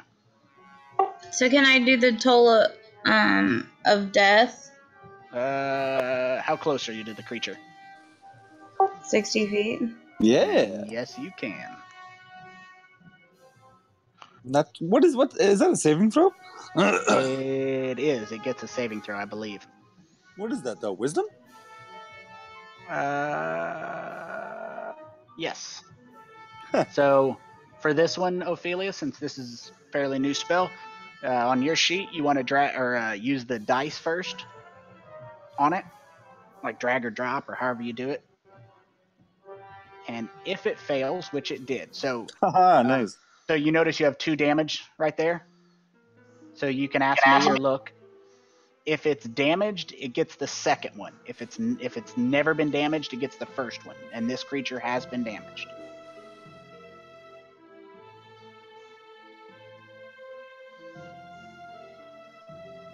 Oh. What? Oh, Well. come off of it. Oh. Hey, better than 0. The dice give it, and the dice take it away. And I say, surrender now, or keep getting these brutal beatings. I will paper cut you to death. If you didn't know that sound, that's the sound of my pocket knife snapping out. It's scary. It's a lot like Toll of the Dead. All right. So the spectator, the one that Ophelia just hit, that now has 1 hit point left instead of 2, aims its wounding ray at Rolen the Steader. You're joking, right? You're joking, right? I'm not. He actually had 2 hit points. And he manages to score a successful hit on Rolen. And Rolen is down. Ouch. So we are going to switch out. Let's see. On the upside, for Rolen, anyhow. So what is that, 19? I'm going to leave the spider there, and I'm just going to pop this one up there. So Rolen. So you guys know, if you ever play, because I try to give you guys a little information, because this applies later, especially Ophelia. Later, you're going to have access to the spell Polymorph. That's a lot later, like probably like 6 months from now. But works the exact same. So Rolen is shape-shifting back, And if you look on the damage at the end, it says damage exceeds hit points by 4.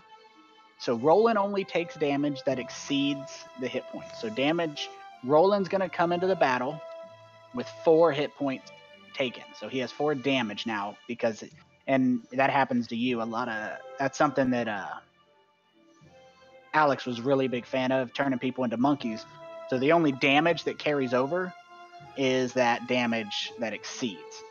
And then if Rolen polymorphs again, he then gets full life again. So basically he gets a whole free 30 hit points as a spider. If he polymorphs again.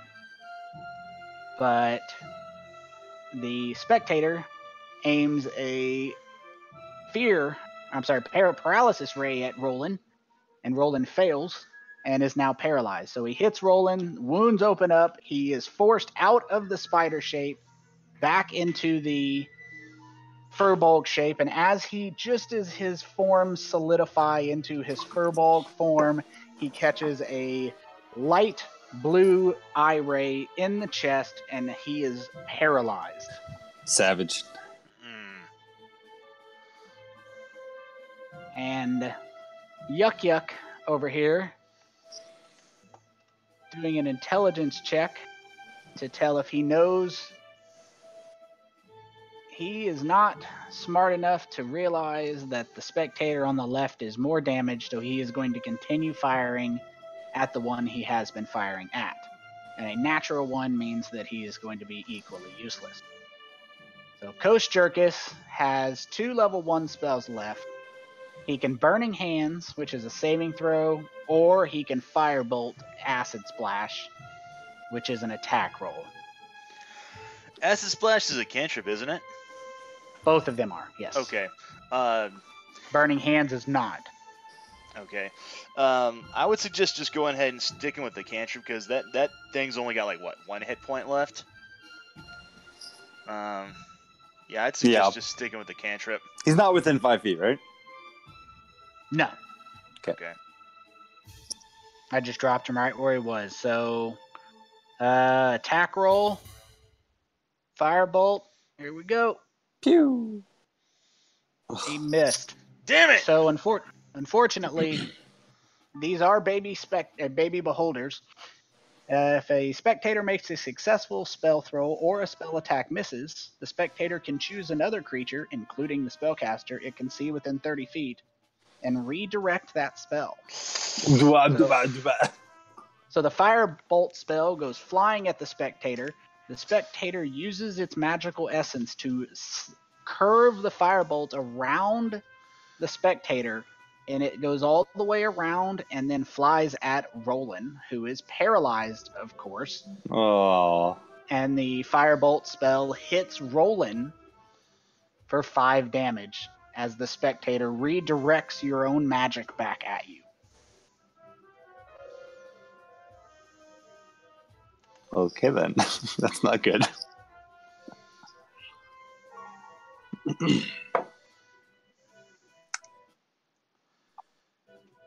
Totally going to be worth it, though, guys.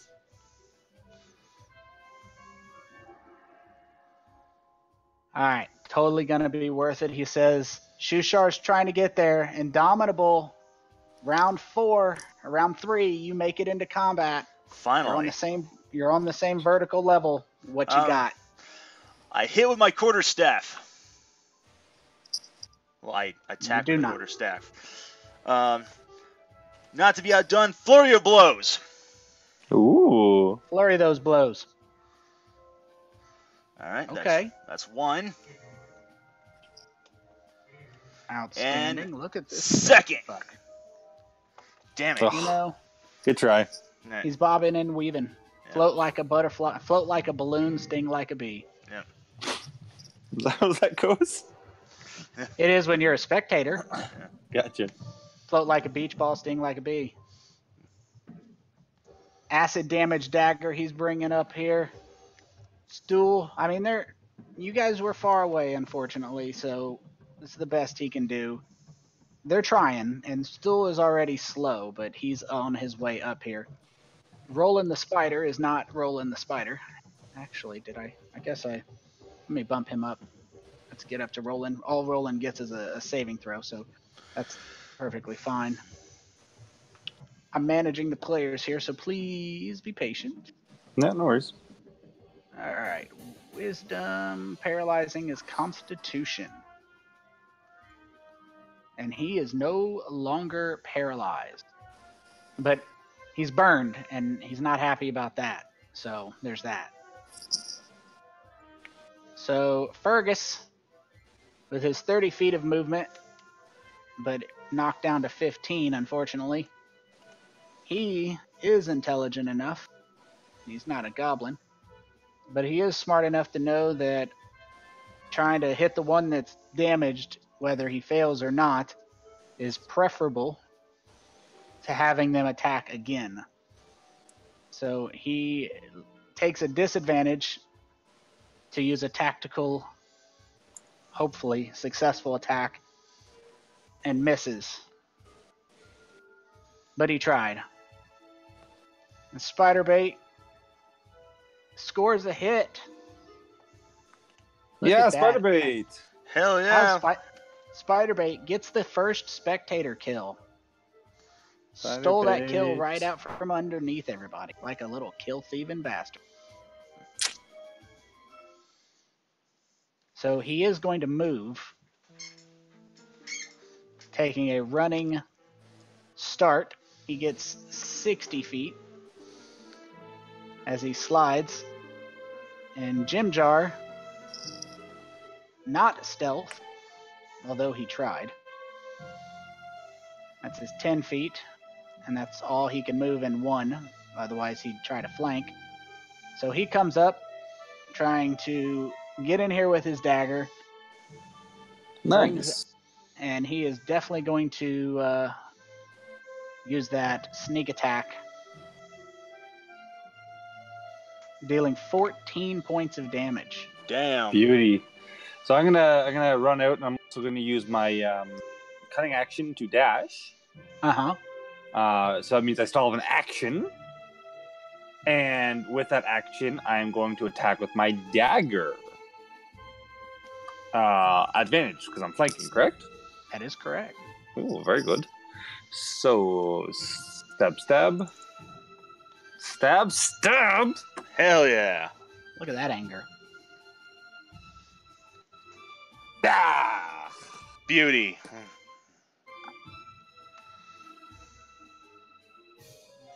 And he is dead. Those spectators are fun. I'm glad you guys got to fight one. They don't play. They actually have a confusion ray, but due to external affairs that you guys are not aware of, they didn't get to use it. They can't use it. They have a paralyzing ray, a wounding ray, and a confusion ray, and a fear ray. So the two they couldn't use was fear and confusion. Didn't they try hitting? Didn't they try hitting Smoke with a confusion ray, but he managed to resist it? I said confusion. I rolled paralysis. Okay. But I rolled the wrong one. There's a lot of... I currently have 11 character sheets on my screen. That's fair enough. Ophelia, just so you know, you haven't seen it yet, but I try to point out things that would have helped you because you guys are new to these characters. Because you're an Aasimar, you are resistant to necrotic and radiant damage. That wounding ray that they have, that reddish ray that does 3d10 damage, it's a necrotic ray. So just so you know, had you taken one of those to the head, you would have taken half damage of whatever they rolled. That's nice. Cool. Yeah. So just heads up on that one. That's any necrotic damage or radiant damage you're going to take. It's automatic, but so that's where you come in.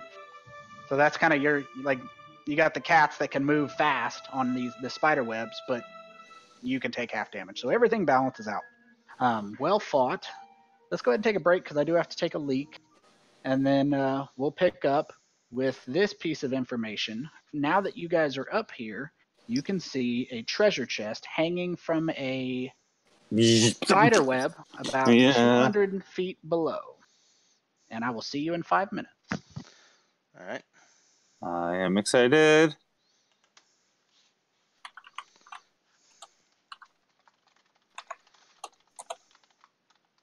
Da, da, da, da, da, da. Da, da, da, da, da, da.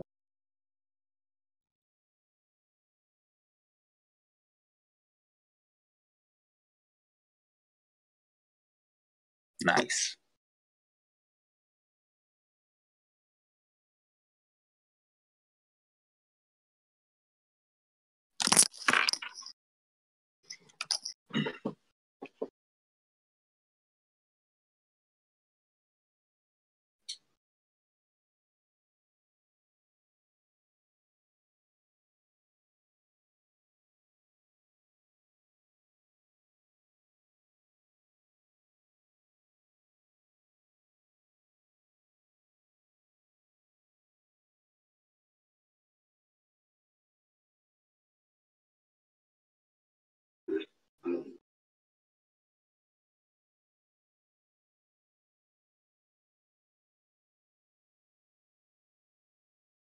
Turn the light back on.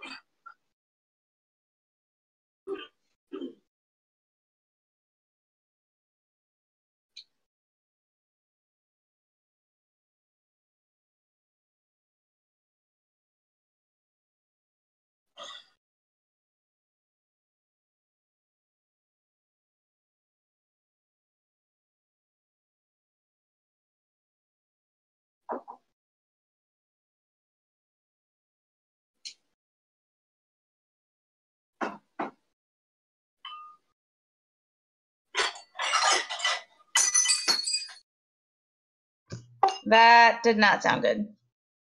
Everything okay over there?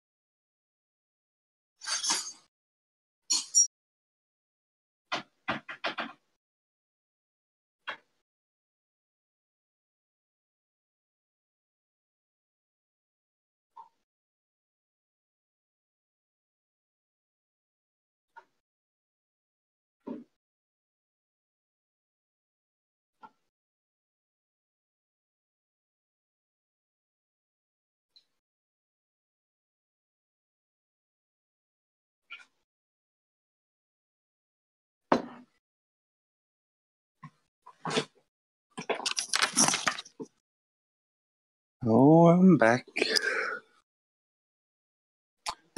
I'm back from outer space. Been a while now. Since I seen that look upon your face.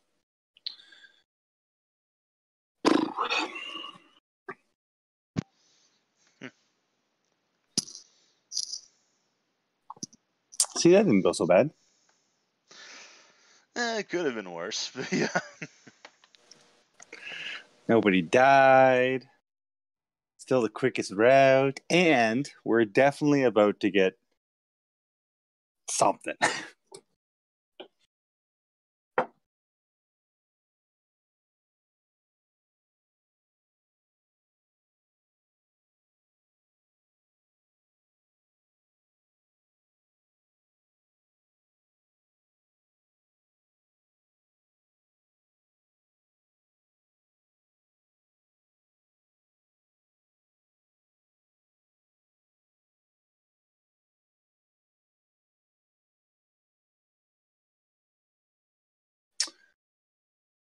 Boom,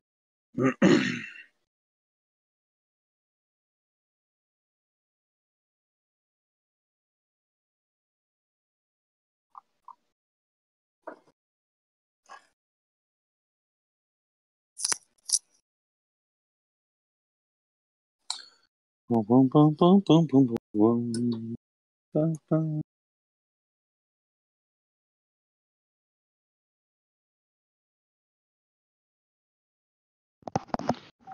Hello, gentlemen. Hey. All right, and lady, and lady. So you guys are out of combat. I think I need to unlock them real quick. There we go.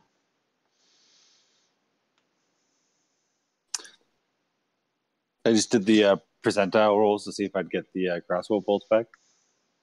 Sounds good. Did I do it right? I said hi and I rolled those three numbers. That's fine by me. Cool, cool, cool. Looks good to me. Here's the honor system there. Yeah. Is everything okay with the glass? Yeah. We heard it. We were concerned. Really? Was that loud? It was quite loud, yes. Oh, sorry. Oh, it wasn't like loud, like hurt any ears or anything. We were just worried that you had hurt. You didn't hear me cuss, did you? I Well, a little bit. Oh, no. Well, I apologize for my cussing. It's fine. So what treasure do we get? So the spectators themselves do not have treasure. I do have a question, though. My question to you is, I've kind of been looking things over as far as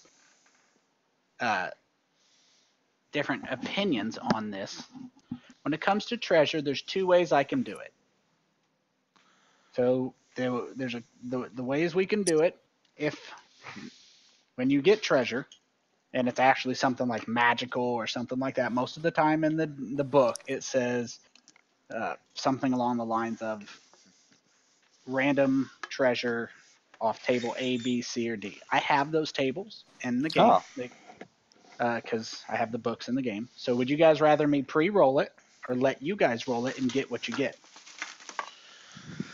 I'm good either way. I've just heard a couple people prefer different things. Typically, what I would do is pre-roll it, but like the immovable rods, for example, those were rolled off table A. Now, these are just like magic items and not specifically weapons? Some of them are magic weapons. It'll say +1 weapon. Then it's Excuse got me. a different. Yeah, I'm cool with you pre-rolling it. Yeah. Probably just seems easier. It's fine by me. I just a couple of people said that they're talking to people. They said that that was something that others had enjoyed. Feels like fate's more in their hands or something. Possibly. Hmm. Alrighty. So you guys head down there. There are 2 chests hanging. 2 chests? I There thought you said are. there was only 1. Oh my gosh. There is. So the first one's 200 feet down, and as you get near that one, the next one is 100 feet below it, or 1 layer, as it were. So they are on different levels. Wait. Okay, so as we get close to the first one, perception check for traps. Hey, It's a mimic! Hey. Perception check for traps or mimicry. Receive away.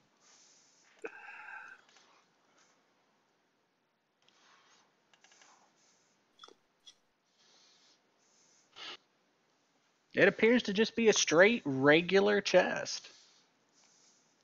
Okay. Yeah. All right. I will. Is there a lock on it? Doesn't appear to. I mean, it is wrapped in webs. So, I mean, you're going to have to cut away the webs.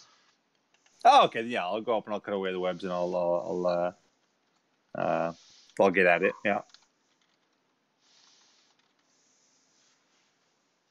So you cut away all the webs from the higher chest. Which one? Yeah.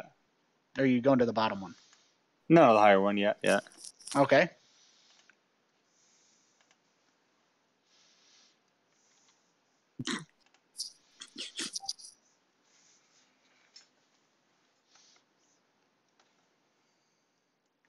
Okay. I don't like the long pause. I must have missed something. I apologize. I heard you say you were cutting away the webs. I didn't hear anything else. Oh, sorry. Yeah. Sorry. Cut away the webs, and then open the webs, or open the chest, and it's a chest. So you go to open the chest, and the chest attacks you. No, it doesn't. Oh. Are you kidding me? So lashing out with its tongue and teeth, and of course with advantage. Of course. If everybody wants to roll some initiative, I will roll for the NPCs. But I don't want to roll initiative, Tony. Fucking called it. I knew it was too good to be true.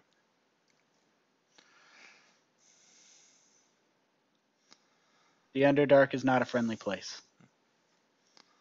What the fuck have these spectators been guarding mimics, though? Idiots. Outstandingly gullible, I suppose. So, with advantage, let's put you guys down here. I don't want you to... Are you not on here, Indomitable? Did I miss putting you on this? No, you moved me. No, I moved you. I didn't move Indomitable because he's not on You mean Agile? Agile smoke. Yes. It's similar. There you go. Similar but different. So the mimic. Tabaxis, they're all the same, am I right? You know. So it does lash out. The one on the top one is the one on level tier D. And he lashes out with his tongue and does max damage. Ouch. Hits you directly in the throat, leaving you coughing and unable to speak for just a minute. As I'm going to hop down to This one here. The other one can't attack, so. And it also, so they are shape changers. So the mimic has advantage on attack rolls. And if it's in object form, it is subjected to the adhesive trait. It adheres to anything it touches, huge or smaller. The creature is also grappled. So you are grappled. You grabbed him, and he is sticky. And on your turn, you can try and get ungrappled. Thank you. But on the upside, he didn't bite.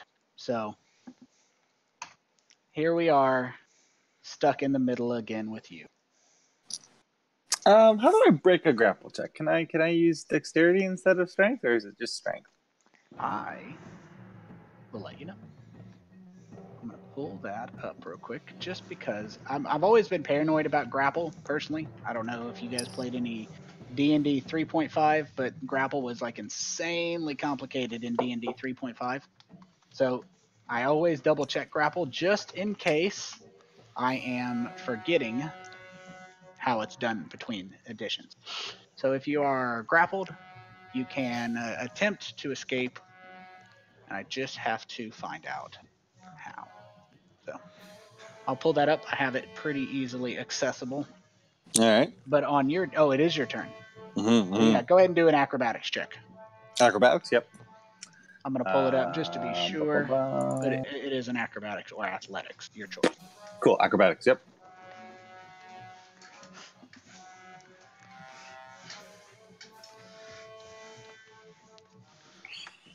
DC 13, you are free. I will remove that from you. Okay, that's my action, correct? It is. Okay. Cunning action, disengage. And then movement. I can just straight up move away on this level, right? You can. Yes, sir. Or am I like down a hole at this point? No, this whole area is a big open area. Yeah, so I'm gonna go 20 feet over there.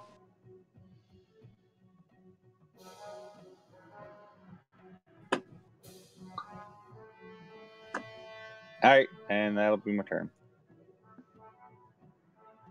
I always forget about old Rolen the tiger. So Yuck, coming to the realization, having not moved. Well, that's not necessarily fair. We'll put everybody up here. They would have moved. I don't want to unjustly hamper people. He is going to shoot at the closest mimic and score a hit. Not a good hit, but a hit. I need to do his. That is the top one, right? That is. He is targeting the top one. Is the other one still like all like tangled up in webs and whatnot? It is not. That is actually part of its shape changing. It can break through fairly. Okay. With it. No action required. Shit. Jim Jar will move everybody up in a general area, but Jim Jar uses his movement to go down a level, and then he can move 10 feet forward. But that's all he can do. Indomitable, he can give you advantage. That is all he can do. Sweet. In that case, I will go ahead and whack this one with my quarterstaff. Do it. And I will use martial arts and whack that one. Nice.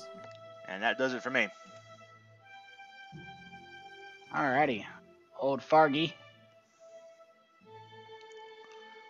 You hear him as he moves up and shoots a crossbow at the creature. You hear him say, "I hate this place."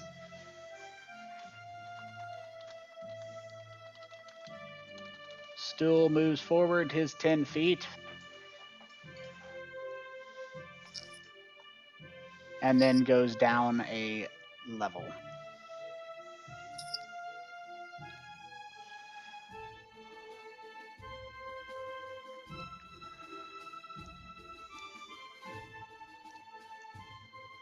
Little focus fire action here.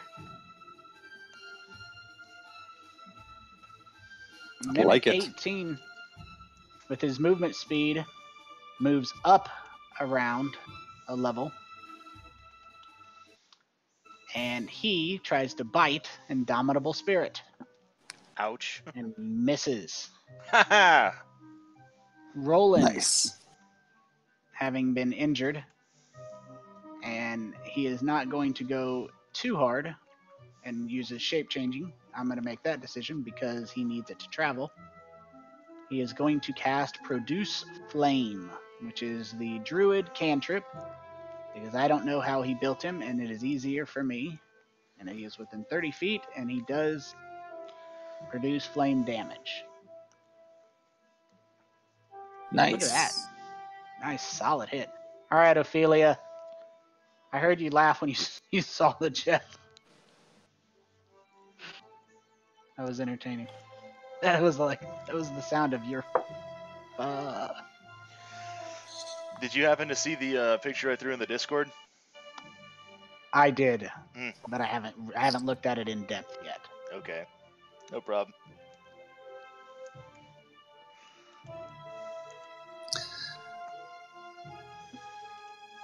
One second, I think we're having a technical issue. Oh, okay. Oh boy. Fucking mimics.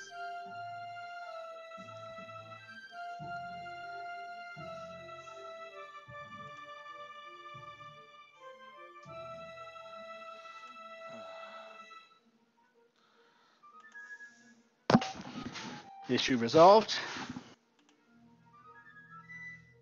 Oh.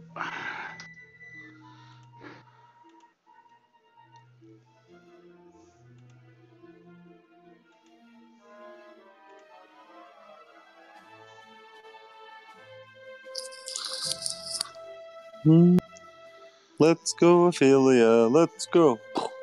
Let's go, Ophelia. Let's go. Yeah. You failed Oh, his that's good. wave. Little poison spray action. Cause fuck you, that's why. Fuck you, Mimic. Alright. The Mimic. He is apparently not the smartest one, but he's gonna attack Spirit since he's been attacked by Spirit. But he bites you with his chest mouth, dealing Ouch. acid Oh. and biting damage. Ouch! So he bites you, and the wound is seared. Kosjurkis is going to stick with cantrips. Yeah. I don't want to use all his spells up, but he is going to focus fire on number 24, which is what everybody's been attacking. And he is going to go with the firebolt.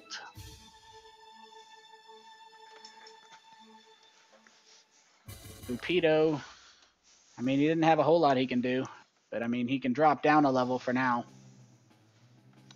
And then he can use his other 15 feet to get up here. Can't do much once he's up here. He can try and punch it, maybe. Very respectable.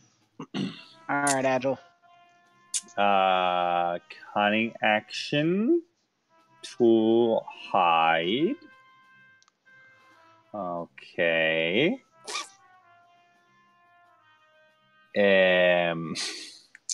Gonna shoot at it. Oh my gosh. Then move 5 feet. Then shoot at it. You can do it. You don't get advantage, obviously. I'm approving your movement. Yeah. But nonetheless, I can believe in you. Huzzah!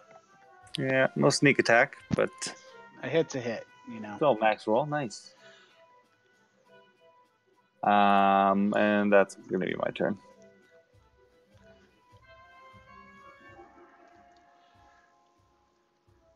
All right, old yuck firing here. And missing. On the upside, Jim Jar gets advantage. Nice. For a hit. Got it. Kill it dead. Little sneak attack on this mimic here. Yeah. Kills Booyah. the first one. And you notice some equipment spills out, falling into the webs below. And secondly, he does get 2 attacks because he can. And he is going to attack this mimic. But this time he doesn't get his sneak attack. Alright, Indomitable, you guys are surrounding. Alright, give me 1 second here. I'm gonna go ahead and use my quarterstaff and strike him upside the head here. Miss. And martial arts. There you go. There we go. I could use flurry of blows, but I only have just the one other key point, and I don't know when we're gonna next get a short rest. It's a valid point.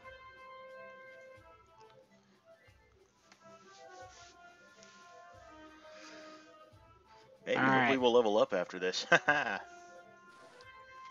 Wishful So- thinking. Fargus, with his sneak attack, is going to try to get that sneak attack damage. Let's see what he can get. Oh, yeah. You got rogues for days. Nice. Attack damage all over the place. Love it. Stool is already down a level, having used his movement last time. And Stool has poison damage, so let's see what he can get in here with. Look at that. Stool comes up using his little claws and scratching. And even Sereth is going to try and get in here. Unfortunately, he can't get in here this round. Spider bait. Ooh, ah, ah. Little Finding Nemo action. And the Mimic Damn. continuing to attack Indomitable Spirit with his intelligence. Oh! No, no, no, no, no, no, no, no, no. Oh. Well, I'm down. You know, his damage exceeded your hit points by 13. You have 17 hit points. Oh my gosh. Random thing. It hasn't came up yet but I want to mention it because it is valid. If, for example, you take damage, and the damage that exceeds, that little piece at the end is important. If it exceeds by a number equal to your hit points, your total hit points, not how many you had, just you have 17 hit points, the damage says exceeds by 17 hit points, you don't get the 3 saving throws to see if you stabilize, your character's dead. Instant kill. So that was a close hit there. Damn. So you were close to losing a character there. Shoot. Rolen with Produce Flame and a miss. All right, Ophelia. So, do you want me to save your life? At this point, just protect everyone else. If you can get to me when you can, then do so. If not, it's not like I don't have backup options. We're gonna kill it, so you can definitely get down there and save him if you can. If you can. Can she get down there and use an action? Let's see. No, she'll have to. This is all she'll be able to do this round is move there. Unless his healing hand's a bonus action? It is not. Yeah. But next round.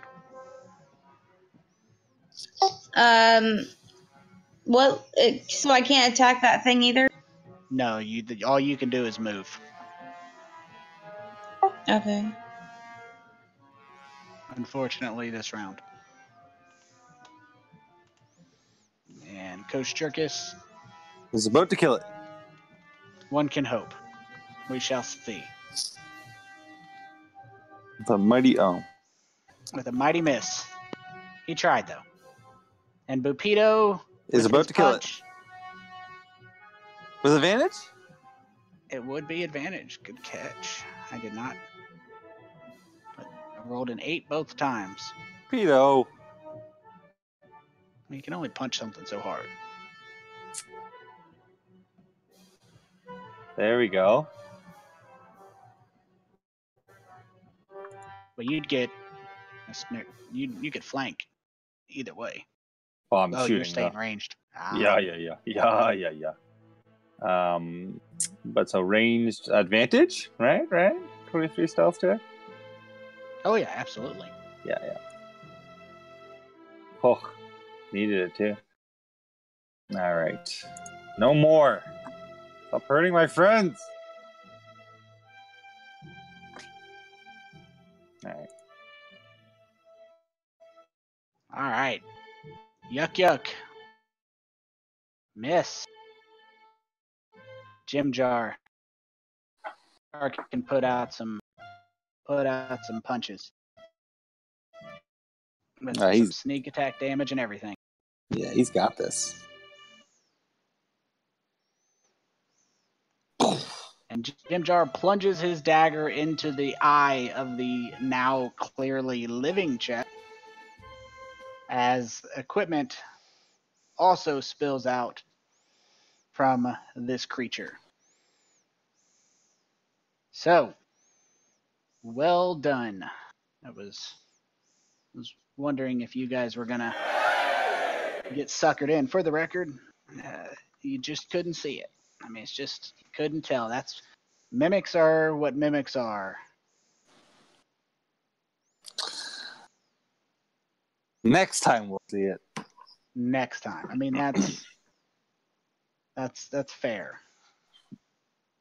And But, then still probably fight them to get their loot inside. But nonetheless. I mean, nonetheless. Alrighty, so let's see. For that, I think we're gonna call it here. I don't know if there's magic items or not in there. I have a couple things to roll, but we will burn that bridge when we get there. The spectators and the mimics. But that will be it for this week. Okay. And we managed to not get anybody killed. Yet. We will.